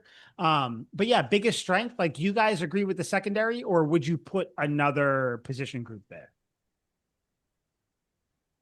I mean, you could make the argument now for wide receiver with Brown and Dubes in there. So, I mean, it's pretty good. You could say the quarterback because the quarterback is obviously was the MVP runner up. So there's a couple arguments that can be made, but I think secondary is fair, especially when you got Christian Gonzalez back there. That's your number one. Yeah. Liam, how'd you feel about the biggest strength? And then we'll get off this. We'll get into analytics, and then we'll be out. I don't want this to be too long for everybody. Dare I say running back? After maybe I'm biased because I was doing all this research, but I gotta say, like, what team has two better running backs than the Patriots do? A more balanced running back room than the Patriots do. When you think of great running backs in the league, the Eagles have Saquon, who's the best, and then after him, it's Tank Bigsby, who's really, really good. Don't get it twisted. That would be probably my runner up. But like other than that, like there's no Kenneth Walker and Zach Charbonnet anymore. I don't. We already said it. Jameer Gibbs and Isaiah Pacheco aren't moving the needle anymore. When it comes to perfect pairing of running backs who are both extremely solid and you're going to maximize value out of both of them, I think the running backs on the Patriots are absolutely fantastic. And then it leaves the door open for misdirection where you're throwing passes to Ramondre and you're running Travion up the middle when people would expect the inverse. I think that opens the door for free yardage come the season. And I think the Patriots, while other running back rooms may have a higher ceiling, I think the Patriots running back room has the highest floor. There's almost no way that this would fail in my eyes. Yeah, I Uh, wasn't even expecting you to say that. Damn, running back. Huh. so I'll give you this, Liam. I'll let you have your little moment here. Sports Illustrated had Stevenson and Henderson as the number 5 overall running back duo in the NFL. So Okay, that's pretty good. that Did is they pretty good. Who was did. 1, 2, 3, and 4? 4, they had the Bears with DeAndre Swift and Kyle Menangi. I forget how to say it. Monongai? Yeah. Menangai, Yeah. I sorry. don't know. I don't know if I would do that. 3 was the New Orleans Saints with Travis Etienne Jr. and Alvin Kamara. They're probably going to trade Kamara, but that's a really good duo. I think ETN kind of sucks. Steelers with Dowdle and Warren. Also, cool. Not as exciting as the Patriots. I don't know if that gets you guys as Yeah, I jazzed up wouldn't put that as. up there. I wouldn't put that up And there. then Kyron Williams and Blake Corum of the Rams. Blake Corum hardly plays. I like Blake Corum a lot, but like he hardly plays. We really that I think the other ones on the list, Kyle Monangai and DeAndre Swift, deserve to be higher than them. I do love Yeah, DeAndre it's a Swift. weird I'm list. biased. It's a weird Yeah. list. So all those, I would make the argument for the Patriots, dude. Like I want the Pats, baby. Like look at Ramondre in the Super Bowl. He was one of the few guys who showed up. He had that Mhm. receiving touchdown, which was really cool. Yeah. When it didn't matter at all, but still. Yeah, I don't know. I think it's just a case of the Patriots just being kind of put to the back burner because the last we saw of them, they weren't playing well. So Yeah. I think they're going to prove a lot of people wrong this year, as we've been saying basically every week. But yeah, we'll see. But yeah, I thought that was interesting. Any other list that comes up, we'll obviously talk about it because I think the lists are done to kind of start up conversation and everything. So I want to ask you guys, looking at the time and everything, did you want to talk about analytics tonight, or did you want to push that to next week or something? You know what? let's push it to next week for the wedding because I feel like that and the But Boston we're already sports doing trades. a Mount Rushmore one though. Yeah, but I feel like that one's not We don't going to need yeah, to take but do we're that gonna Mount be long. Rushmore. talking shit. You Uh, think it's going to take that long?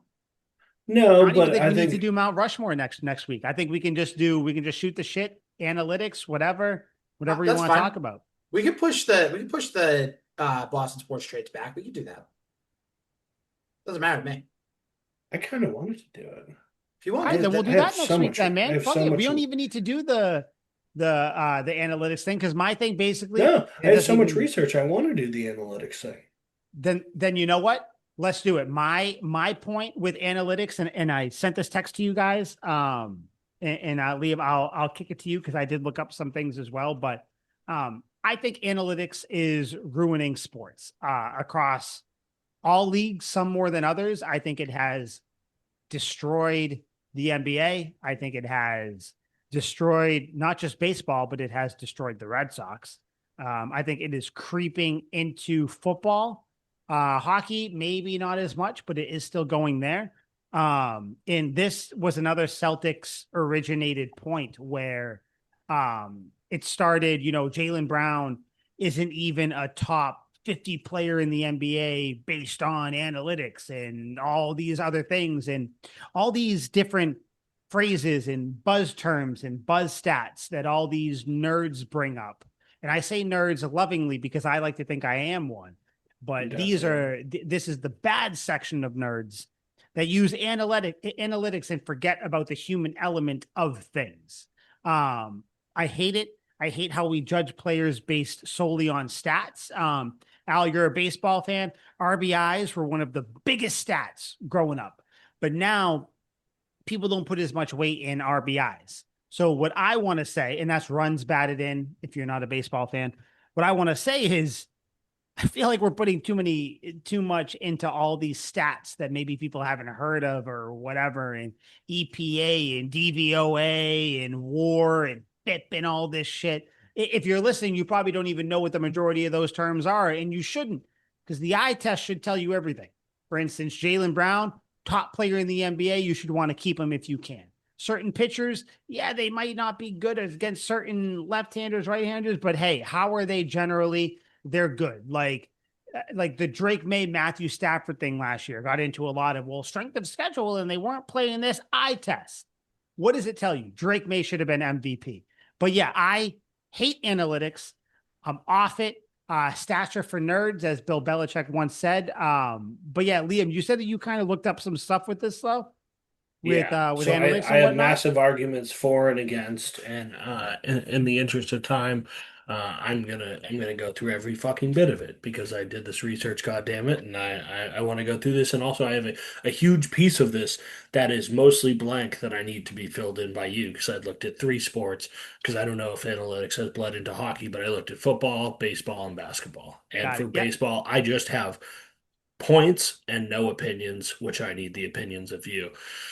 So, I my overall conclusion is for true fans of the game, the die-hard, passionate fans of each and every sport, analytics is bad. But for the casual person, analytics is incredible for the game and will continue to grow the game. And there's because of that, we're probably going to lean harder into the analytics.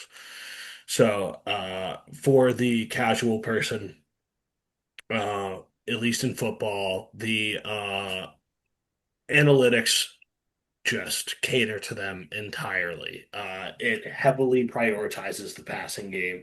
Data proves that passing is vastly more efficient than runs in terms of gaining yards, points per play, like shooting a three in basketball, which we'll get to in a bit. Fans tune in not to watch Adrian Peterson rush for 200 yards anymore. They want to see Patrick Mahomes throw for 500 yards and five touchdowns, which is exciting. I do eat that up. But as a casual fan, it's way easier to digest that than a Kyle Monangai rushing for 150 yards on like 12 carries. And, it's just people don't get excited about that anymore. Now, because of analytics, there are more 2-point conversions as well, less kicking extra points. So, people have been trying to remove the kicking game from football for a while. I've been adamantly against it. I don't want them shortening the kickoff. I don't want them getting rid of extra points and field goals. But because of that, the extra 2-point conversions are keeping people entertained. And the aggressive fourth down decisions that get a lot of the casual fans fired up, that would get you, me, and Al being like, why the fuck are you doing this? It gets the casual person like, hell yeah, go for it. Yeah, the whole game's on the line right now in the second quarter when you're going for it in your own territory. That's dumb. It doesn't make sense to me. But the analytics say you're probably going to get it, so go for it. So that's football.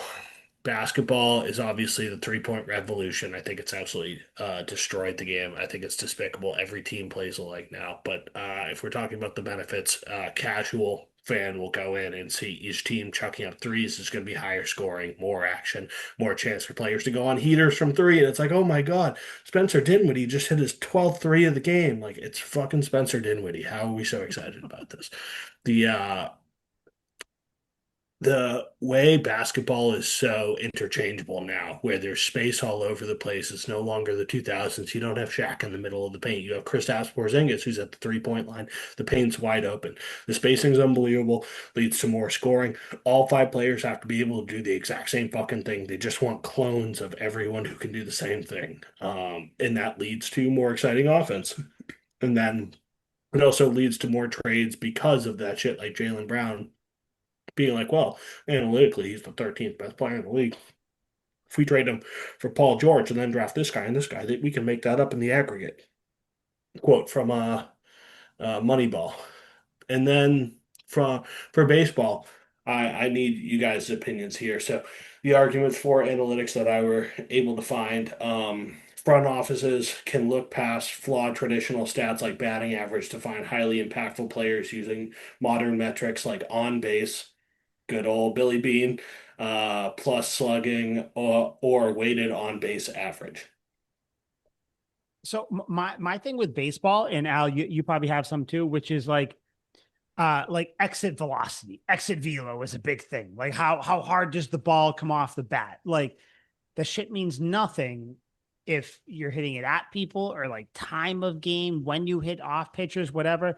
WAR is another one, wins above replacement, because that's another just like expected stat where like you're kind of Yes, I've never heard of any of these. If Al and I are both shortstops, and Al has played shortstop for the Red Sox for 5 years, but then I come in, and when it basically it's almost like a plus minus in basketball or like hockey or something, where it's like when I come in to replace Al or the games I play, like when I play, the team wins X amount of games, but when he does, they win other ones. But it's like you're not seeing the reality of it. You know what I mean? But Al, like, did you have any other like baseball examples? Because I know baseball is your big thing too. Yeah, I have my thoughts, but I want to wait till Liam's done because I got a couple thoughts that just kind of. So I just have show two my more view. points here. Yeah. So I just I looked at a ton of stuff and boiled all of it into 3 points here. So the other one would be tracking data allows teams to position fielders exactly where a specific batter is statistically most likely to hit the ball based on trends and numbers and all that jazz, saving thousands of runs over a season. And then the shift. I hate like the over shifting.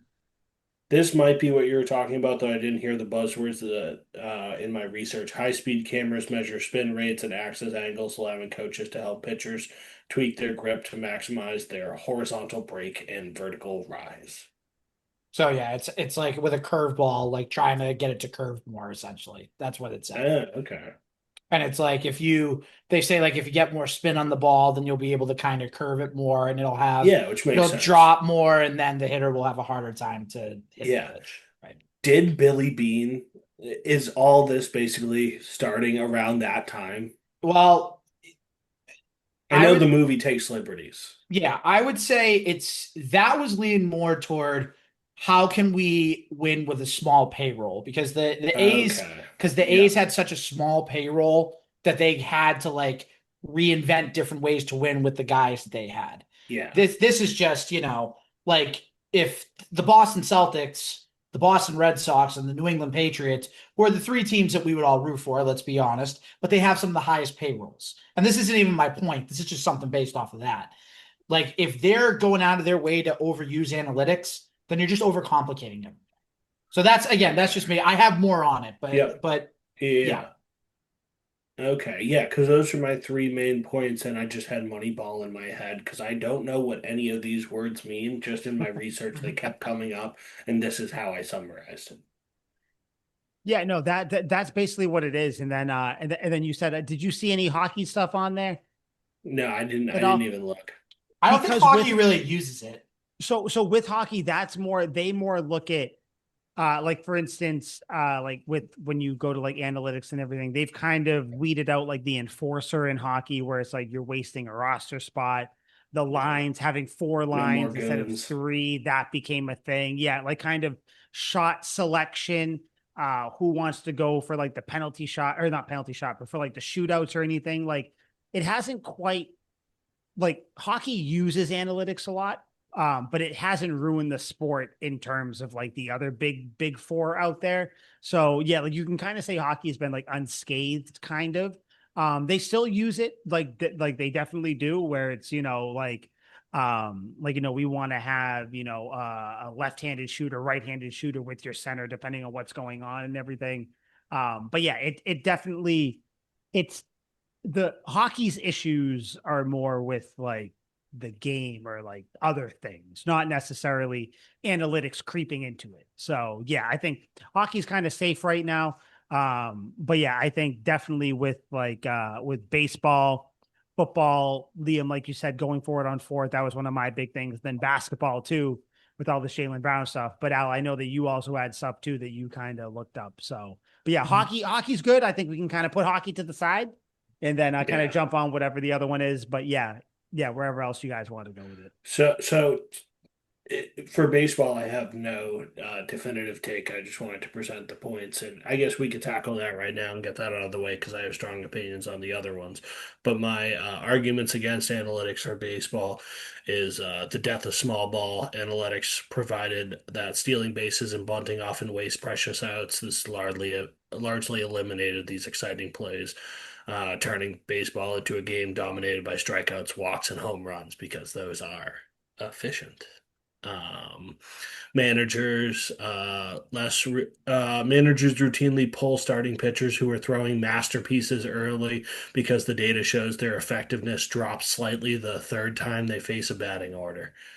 Which I don't know baseball. That sounds criminal.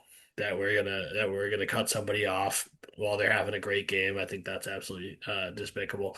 And then the last one was the hyper focus on specific matchups and maximizing pitch metrics has historically contributed to longer, more calculated games with less active base running. Right. Yeah, Al, did you want to tackle it? Yeah, so here's the angle that I'm gonna kind of come from.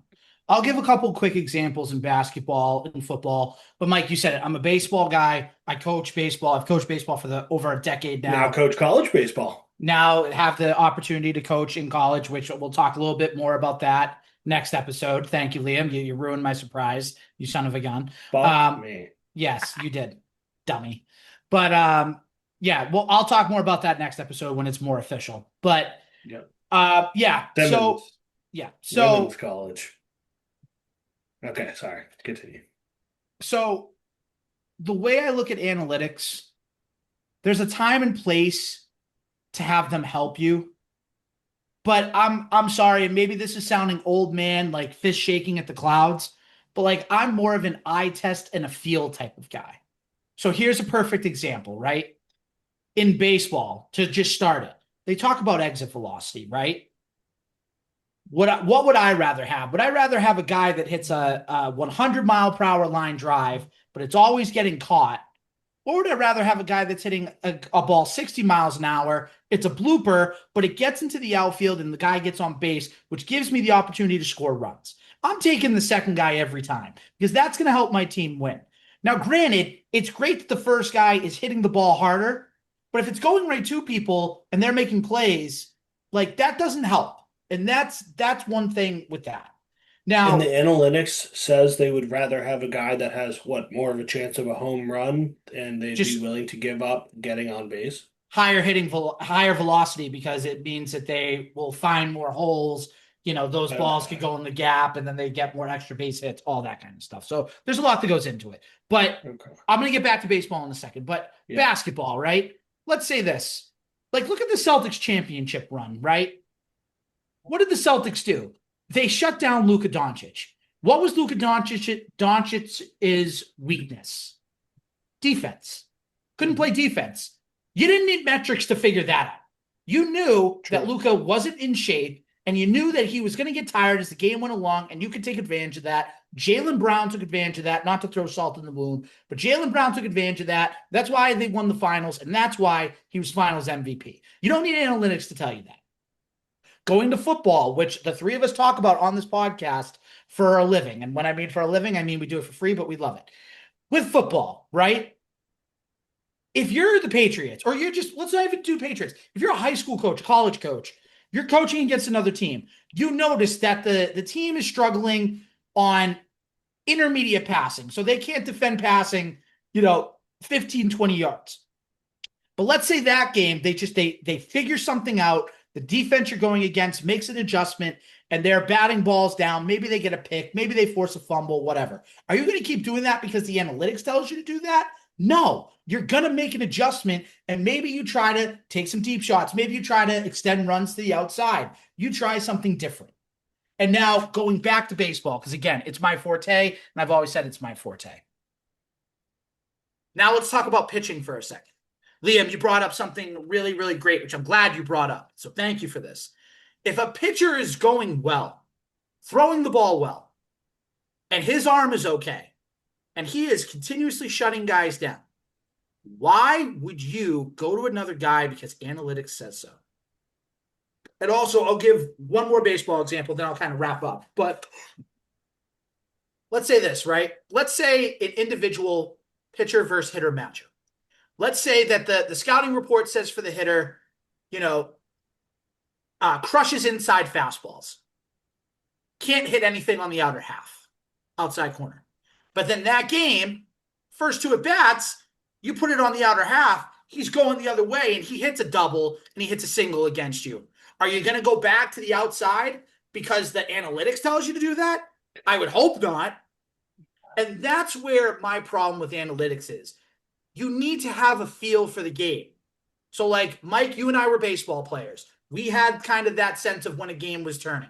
Liam, you were more of a football, basketball guy. So you knew in football, if something wasn't working, you had to make an adjustment. You don't just pound your head into the ground until you think it's going to work. That's my whole point. Analytics can be used efficiently, but you can't rely on it the whole time. And to bring an education example into it for a second, like these kids with AI that they use for like studying, but then they might use it to like cheat on their homework or cheat on an assignment. Like, you're not learning anything. You're just cheating yourself. So how valuable is it if you don't use it the right way? Sorry to bring that example in, but that's the whole point. If you don't use it the correct way, then it means nothing. Be an actual, like think with your brain, use some critical thinking skills, use some problem solving skills, and figure out what you can do to be better to win a match, win a game, win a situation. The way I hear this is there isn't a one solution for any sport that would make it not fun. You can't just be like, oh, well, in this circumstance, let's just keep doing what we're doing. Statistically, that works. That's the fun of sports, is anything can happen on the field, on the pitch, on, the court, whatever. You can't just, there's not like a band-aid, like if we just go in there and do this over and over and over, we're going to win. No, that doesn't work. Like, you could have the best offensive line, the best running back. You can't just commit to the run the entire game. You have to throw the ball. There are outliers. There are games where it's like, we can't throw shit right now. We got to run this rock. And the Patriots did it against the Bills and won. But the vast majority of the time, you can't just go in there with an easy solution. Right. Yeah. And I mean that, like, Al, you spoke on baseball a lot, and I'm not even going to jump on that because I think you hit everything on the head. I think that everybody, Liam, like you said in your kind of your research on it, small ball's gone. People don't want to bunt. They don't want to move the runner over. They want to steal. It's all right. Well, you're bringing in the lefty. We're going to bring in the righty, and we're going to do this. And like, for instance, Al, I've talked to you, Jarren Duran, big player on the Red Sox, can't hit lefties. And it's like, dude, if you can't be in the lineup anytime a lefty is pitching, I don't want you on the team. David Ortiz was never taken out of the lineup Well, he was at some time, but it wasn't like, oh, lefties on the mound today. Got to take Ortiz out. Like, no, like you learn how to hit certain. You just play the sport, play the position you're playing.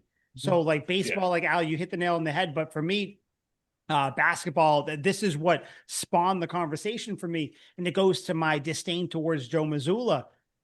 Bro, adjust. The Yeah. threes aren't falling. You're up 3-1 against the Sixers. And I'm sorry I keep bringing it up, but it's frustrating. Yeah. Why are you still launching up the most threes any team has ever seen in the history of Earth? Like, what are we doing? Like, that's my thing where it's like the analytics say that if you take X amount of whatever shots, X amount will go in. Well, you know what the analytics don't account for? Playoffs. Your hands are a little bit more sweaty. You're a little bit more tense. Your muscles are a little bit more tight. Maybe Derek White isn't going to hit the same amount of threes he hits in the Guys regular actually season. play defense in the playoffs. Yeah. Yeah, players Shorter really lineups as do. well. You're not digging as deep into the bench. In basketball, you're running with a 8-man rotation in the playoffs instead of Exactly. At usual 12. most, you're tired. Like the other defense, they've played you 5 previous games, so they know your tendencies more. Like that's my thing with the analytics, where it's like, you know what though? You also got to do game feel. Where it's Al, you brought it up too. NFL, it's fourth down. God, Dan Campbell has basically like bastardized this, where it's like fourth down, we're always going to go for it because the analytics say if you go for it, this no, because what if you go for it in the second quarter, Liam, like you brought up, and you don't get it, the other team goes down and scores a touchdown, you lose by 3 points. If you didn't, Yeah. or 4 points, if you didn't do that, if you just kicked the field goal instead of like you, the entire game changes. So it's like Yeah. I just dislike it. Like these analytics don't account for maybe it was a humid day, so the football's a little bit slicker. Your players are a little bit more tired. Maybe the Patriots are playing in Miami, where it's like, you know what, we might run the ball a little bit more. The Patriots did it in '07, I believe, where it was like, you know what, we're going to run the quickest offense in the world because your analytics can't account for that. Sure, Yeah. your team might be better than us, but we're running 1,000 plays a game, and you're not Yeah. ready for it. Like analytics should be used as a tool, not as your definitive. Jalen Brown isn't a top 50 player because of this. Like Matthew Stafford wins MVP because of, well, if you look at the strength of schedule and all this stuff, and Drake May really didn't play that much. That like it's frustrating to me. And again, Al, you said old man yelling at the clouds. I'm the oldest one on the podcast. I'll say it, where that's how I feel, where I'm looking at this, and you go to baseball, there's a shift happening. It's like, why is there nobody on the right side of the field? like everybody's on the left. Like, I know it's not that aggressive, but it's frustrating to see. And it's like I feel like teams, I don't know how we do it. And I bring it up during the NFL, where I wish we could do it, where we could find out how many games teams have lost because they go for it on fourth down when they shouldn't, but you really can't tell because of the human aspect, because of, you don't know what happens with the game. You don't know if instead of going for it on your own 49, instead of either trying to kick a field goal or pin them back deep, what if you pin them deep, quarterback freaks out, throws a pick six, then all of a sudden Yeah. the game changes. Like I just, Yeah. I dislike what analytics is doing to all the sports right now. Yes. So let me hone in on basketball here, because that's and football is the one I know the most about, but basketball would be a strong second here. And Mhm. my arguments against, which I wholeheartedly believe I am very against analytics in basketball, just because I think it puts out a bad product. I don't think it's a less skilled game. I don't think that's the case. In fact, I think players have to be more skilled, just in a different way than they used to have to be. But one of my points is, because the data says three-pointers and layups are the only highly efficient shot, almost every team runs the exact offensive system now. leading to every game being the same. And that is true. During the regular season, I'll watch a handful of games, mostly if I'm out at a bar or if I'm going to somebody's house and the game's on, we're watching it. But I'm not tuning in every night anymore because once you've seen five, you've seen all 82 games. They are Mhm. almost always the exact same thing. And it just gets really fucking boring. And I can't stand it. And I fell for it. I took the bait in 2017 when Daryl Morey goes to the Rockets and implements this efficient system of only threes and cuts trades Clint Capella to the Hawks and starts PJ Tucker and Robert Covington at center, who are both Jason Tatum's height. I was like, this is wild. It's something new. I was excited. There were no guys in the paint. Everyone's at the three, everyone's shooting shots, three-pointers, and James Harden put on the most impressive scoring display I've ever seen in my life and probably will ever see in my life. It was incredible. I was all the way in. It was the analytics taken to the extreme, and it was absolutely marvelous. And now everyone is copied. They don't have the same personnel. They're not willing to commit. And now every single team runs the exact same system. And I put together a list of Mhm. the offenses that I used to love, the isolation and post-up game that the old Hawks would run with Joe Johnson, where it would be isolation Joe Johnson and then isolation Lou Williams. And it was just like, oh, it was great. And does it lead to efficient basketball? No. But man, you got some really pretty baskets out of it. The mid-range, the pulling up in double coverage, the ballers who just completely took over the game. I miss that. The triangle offense that won Shaq and Kobe numerous championships is fucking gone. You're never going to see the triangle offense again. Worked for Michael Jordan and all them. Doesn't exist anymore. That was an awesome offense. Maybe my favorite, an incredible offense. The 7 seconds or less Mike D'Antoni led offenses. The Steve Nashes when Carmelo Anthony was on the Knicks. All those Mike D'Antoni teams, and then it bled into the James Harden analytics era was incredible. I had never seen such fast-paced efficiency on a basketball court, and it was marvelous. And then some of the college ones, like the Princeton offense, the read and react motion, all those ones are fun. I love to nerd out on those. I'll spend nights just pouring over just plays. The I think it was 2013 Florida Gulf Coast in the March Madness. They hardly dribbled the ball. They just passed, and then lobbed. They called it Florida Dunk Coast or whatever it was. They had a great nickname for it. It was incredible. But gone are those times. It's all analytics. Florida Gulf Coast. This past season, I watched games that didn't make the tournament, but I watched some of their games. They're just chucking up threes like everyone else. There's no unique offenses anymore. It's absolutely despicable. And then the load managing component of it, load managing, kind of sucked back then. The Spurs started it. It's always the teams that I love that start these evil movements. And it was the Spurs who started this, and it worked for them. And I don't blame them. And to an extent, 82 games is a lot of games to play, but they used to do it. So fuck it, keep doing it. But the load management stuff sucks. Like, oh my God, LeBron James has played, 48 minutes the last 3 nights. We got to sit him tonight. Like, no, that sucks. Somebody's going to be paying a lot of money to go to that game. They won't get to see LeBron. I went to a Celtics game. Jalen Brown was the only one playing. Tatum was out. White was out. Like, all these guys were out. Jalen Brown was the only one playing. This was like 2 years ago. I was like, oh man, come on. Like, I want to see these guys. I paid good money for a fucking ticket. I want to see the guys play. Mhm. And then the worst of it all, and I have this one highlighted. The erasing of the mid-range. Elite scorers who excel at creative mid-range jump shots are sometimes or oftentimes discouraged by analytic-driven coaches, stifling unique individual play styles. I'll never, ever, ever get to see Tracy McGrady do a turnaround, fade away, mid-range again. I'll never get to see Kobe pull up balls on the table for a game-winning mid-range shot. It's just gone. It's a beautiful part of the game. DeMar DeRozan is really, really trying to keep it in the league. They've got rid of Chris Paul. DeMar's next. And then after that, the mid-range is gone. I'm going to be absolutely devastated. Players like LaMarcus Aldridge can't exist anymore, and I think that's an absolute travesty. Jalen So, yeah, Brown. I mean, for instance, he's one of them yeah, Jalen with your Brown mid loves the range. mid-range, and he's really good at it. Kawhi Leonard, another one Yep. who's kind of, I Kawhi mean, Leonard's different, a but still. psycho in the mid range. God, I Yep. fucking hate Kawhi, but oh, he's so good in the mid range. But yeah, so that's why I think it's destroying basketball. But a lot of those are, as Al said, old man shaking his fist. I'm nostalgic for the way it used to be.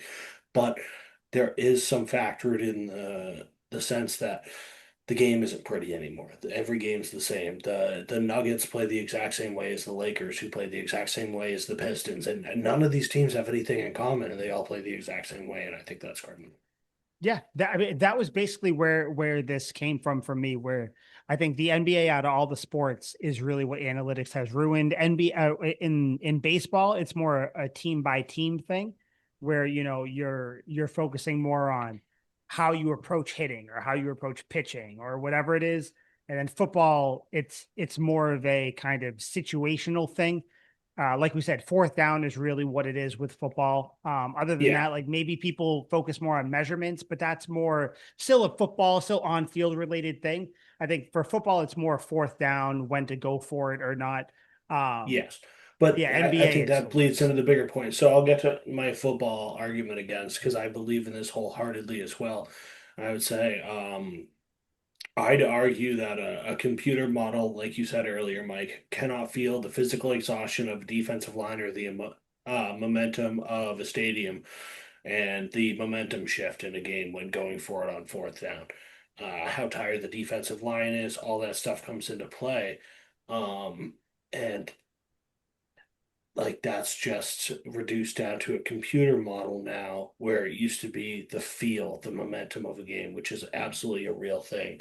The In 2017, the Texans went up 24 nothing on the Chiefs in the playoffs in the second quarter. It was a dick kicking. I was singing and dancing. The Michael Jordan of football was going to beat Patrick Mahomes in this, on his crazy first year run. And in the second half, the Texans kept doing exactly what they were doing, and the Chiefs ended up winning the game 54 to 32, and it was a ass kicking. And the momentum just completely shifted, and the analytics can't take into account when what you're doing stops working, and the deflation in your players' eyes and their body language as they keep running the plays that were working and aren't working anymore, going through the motions like ghosts. Like I just think of like other situations too, even just in the Patriots world, right?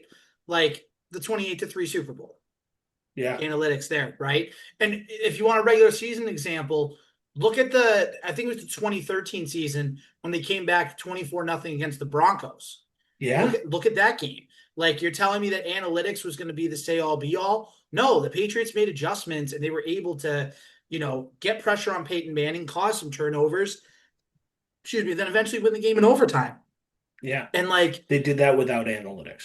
right. And that's the type of stuff where it's like, you guys go, and I'm not saying you specifically, but just like Yeah, the royal people, you. yeah, people go on and on and on about, oh, analytics is good here, analytics is good there. It's like, yeah, but at what point do you kind of have to just reach back and say to yourself, like, forget analytics in this situation? Like I said a long time ago, have some feel for the situation. And like you're talking about, having some feel for what's going on and then making the adjustments. So that's where I'm Yeah. just like, I need to like just be done with this analytics, not this specific conversation, but the whole general Yeah. analytics The conversation. movement. Yeah. Right, exactly. Like there's no need. And like, I'll give an example. There is a guy that used to work at 98.5 The Sports Hub.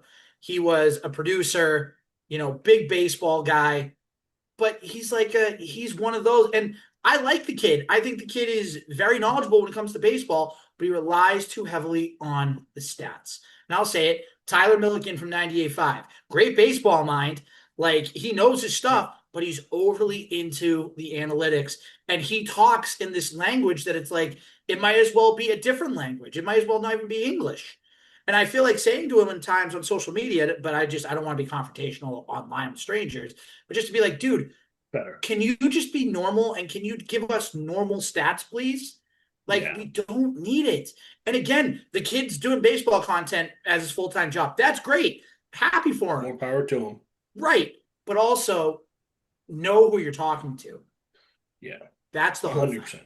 You're speaking Chinese to me. I don't understand what you're talking about with all this ball velocity and whatnot. Let's talk about fucking players. Let's talk about the team. Let's talk That's about it. winning streaks. Let's talk about, yeah. Yep. I I'll wrap this up here. My last 2 points against analytics for football.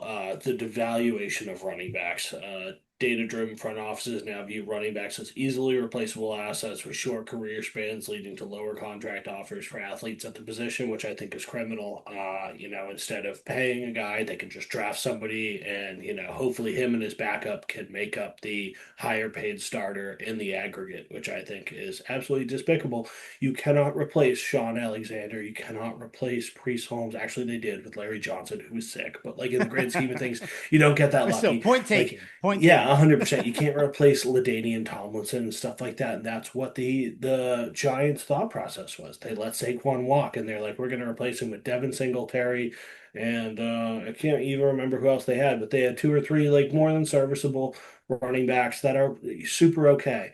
And it didn't make up for Saquon Barkley, and he went to the Eagles, and they, kind of threw that analytic stuff out the window, gave Saquon that huge deal, and it worked out swimmingly, I must say.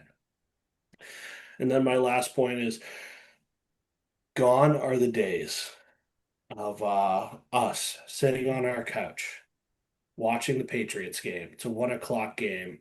There's a minute 10 left on the clock before the half. Tom Brady has the ball, and he's not anywhere close to field goal range. And they're driving, and they're going to get any sort of points before the half. On exceptional days, we get a touchdown. On less than stellar get days, we get a field goal. But we're going to move the ball, bing, bing, bing, timeouts, out of bounds. We're going to manage that. Minute 10, we're going to get down there, and Steven Gostkowski kicks it through the uprights to give us an extra 3 points that we may or may not need in that game. Gone are those. The analytics say now, if you have, a minute left on the clock, run it once and then kneel the ball. Reliance on win probability clocks can lead to passive, highly predictable play calling at the end of halves rather than playing to win like the Patriots used to play. It used to be and now it used to be dangerous. Now it's conservative. It's run the ball once, kneel the ball. We don't want to turn the ball over before the half and give the other team a chance to do what we're trying to do when they're not really trying to get points. They're just trying to play it safe. They're playing not to lose. They're not playing to win. Bill used to be like, "Oh, we have 40 seconds left on the clock.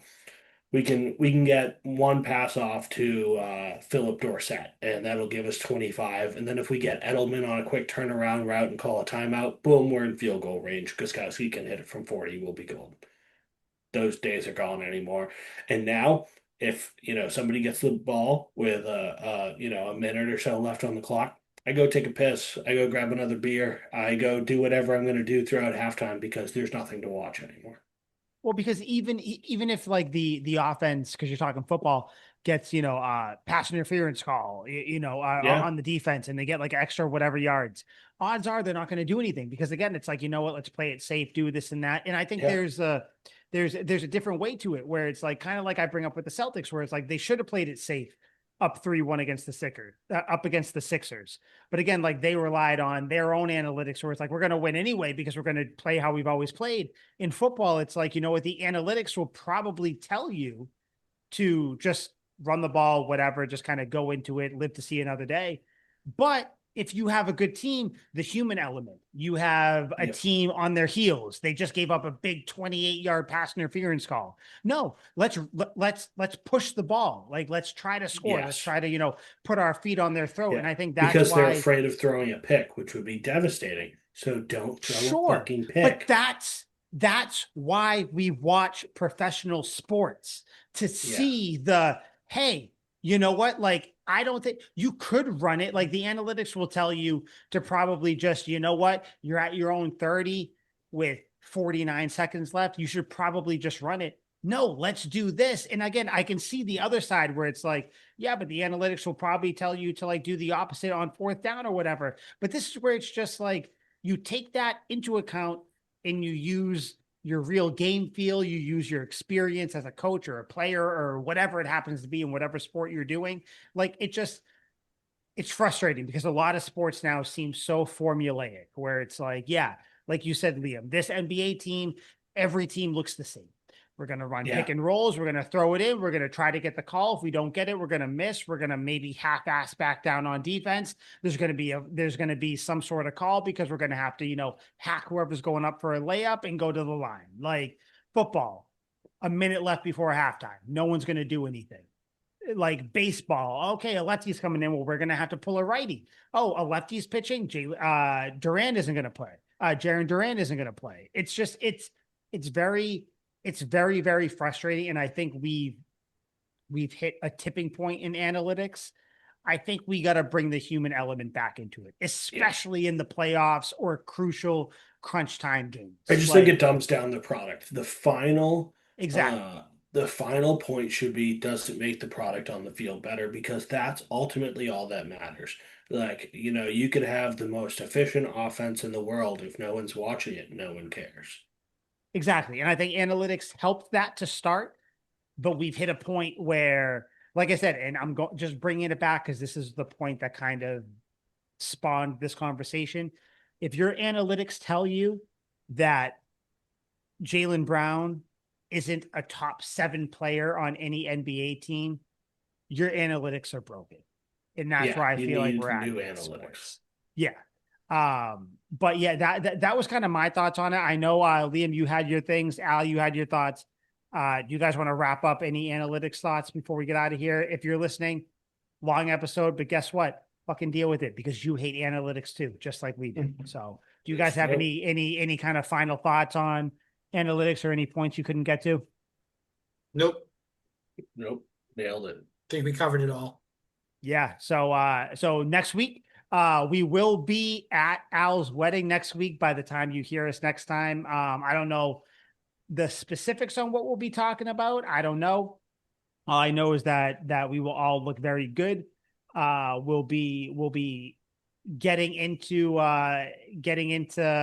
who knows? It could be anything. It could be from just how Al's feeling, how he feels that he did have a runaway bride and the bride did leave him.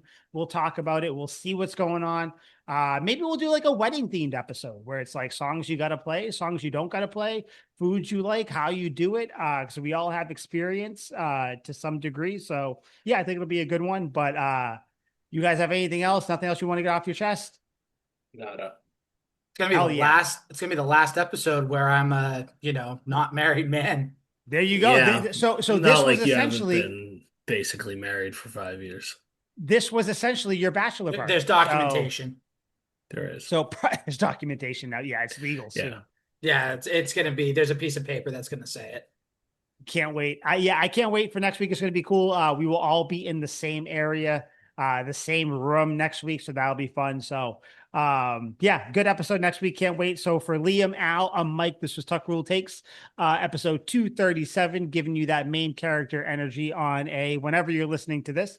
So for these two bozos, I'm Mike. This was Tuck Rule Takes. We will see you next week for our wedding episode. Sweet feet. Sweet feet. Sweet feet.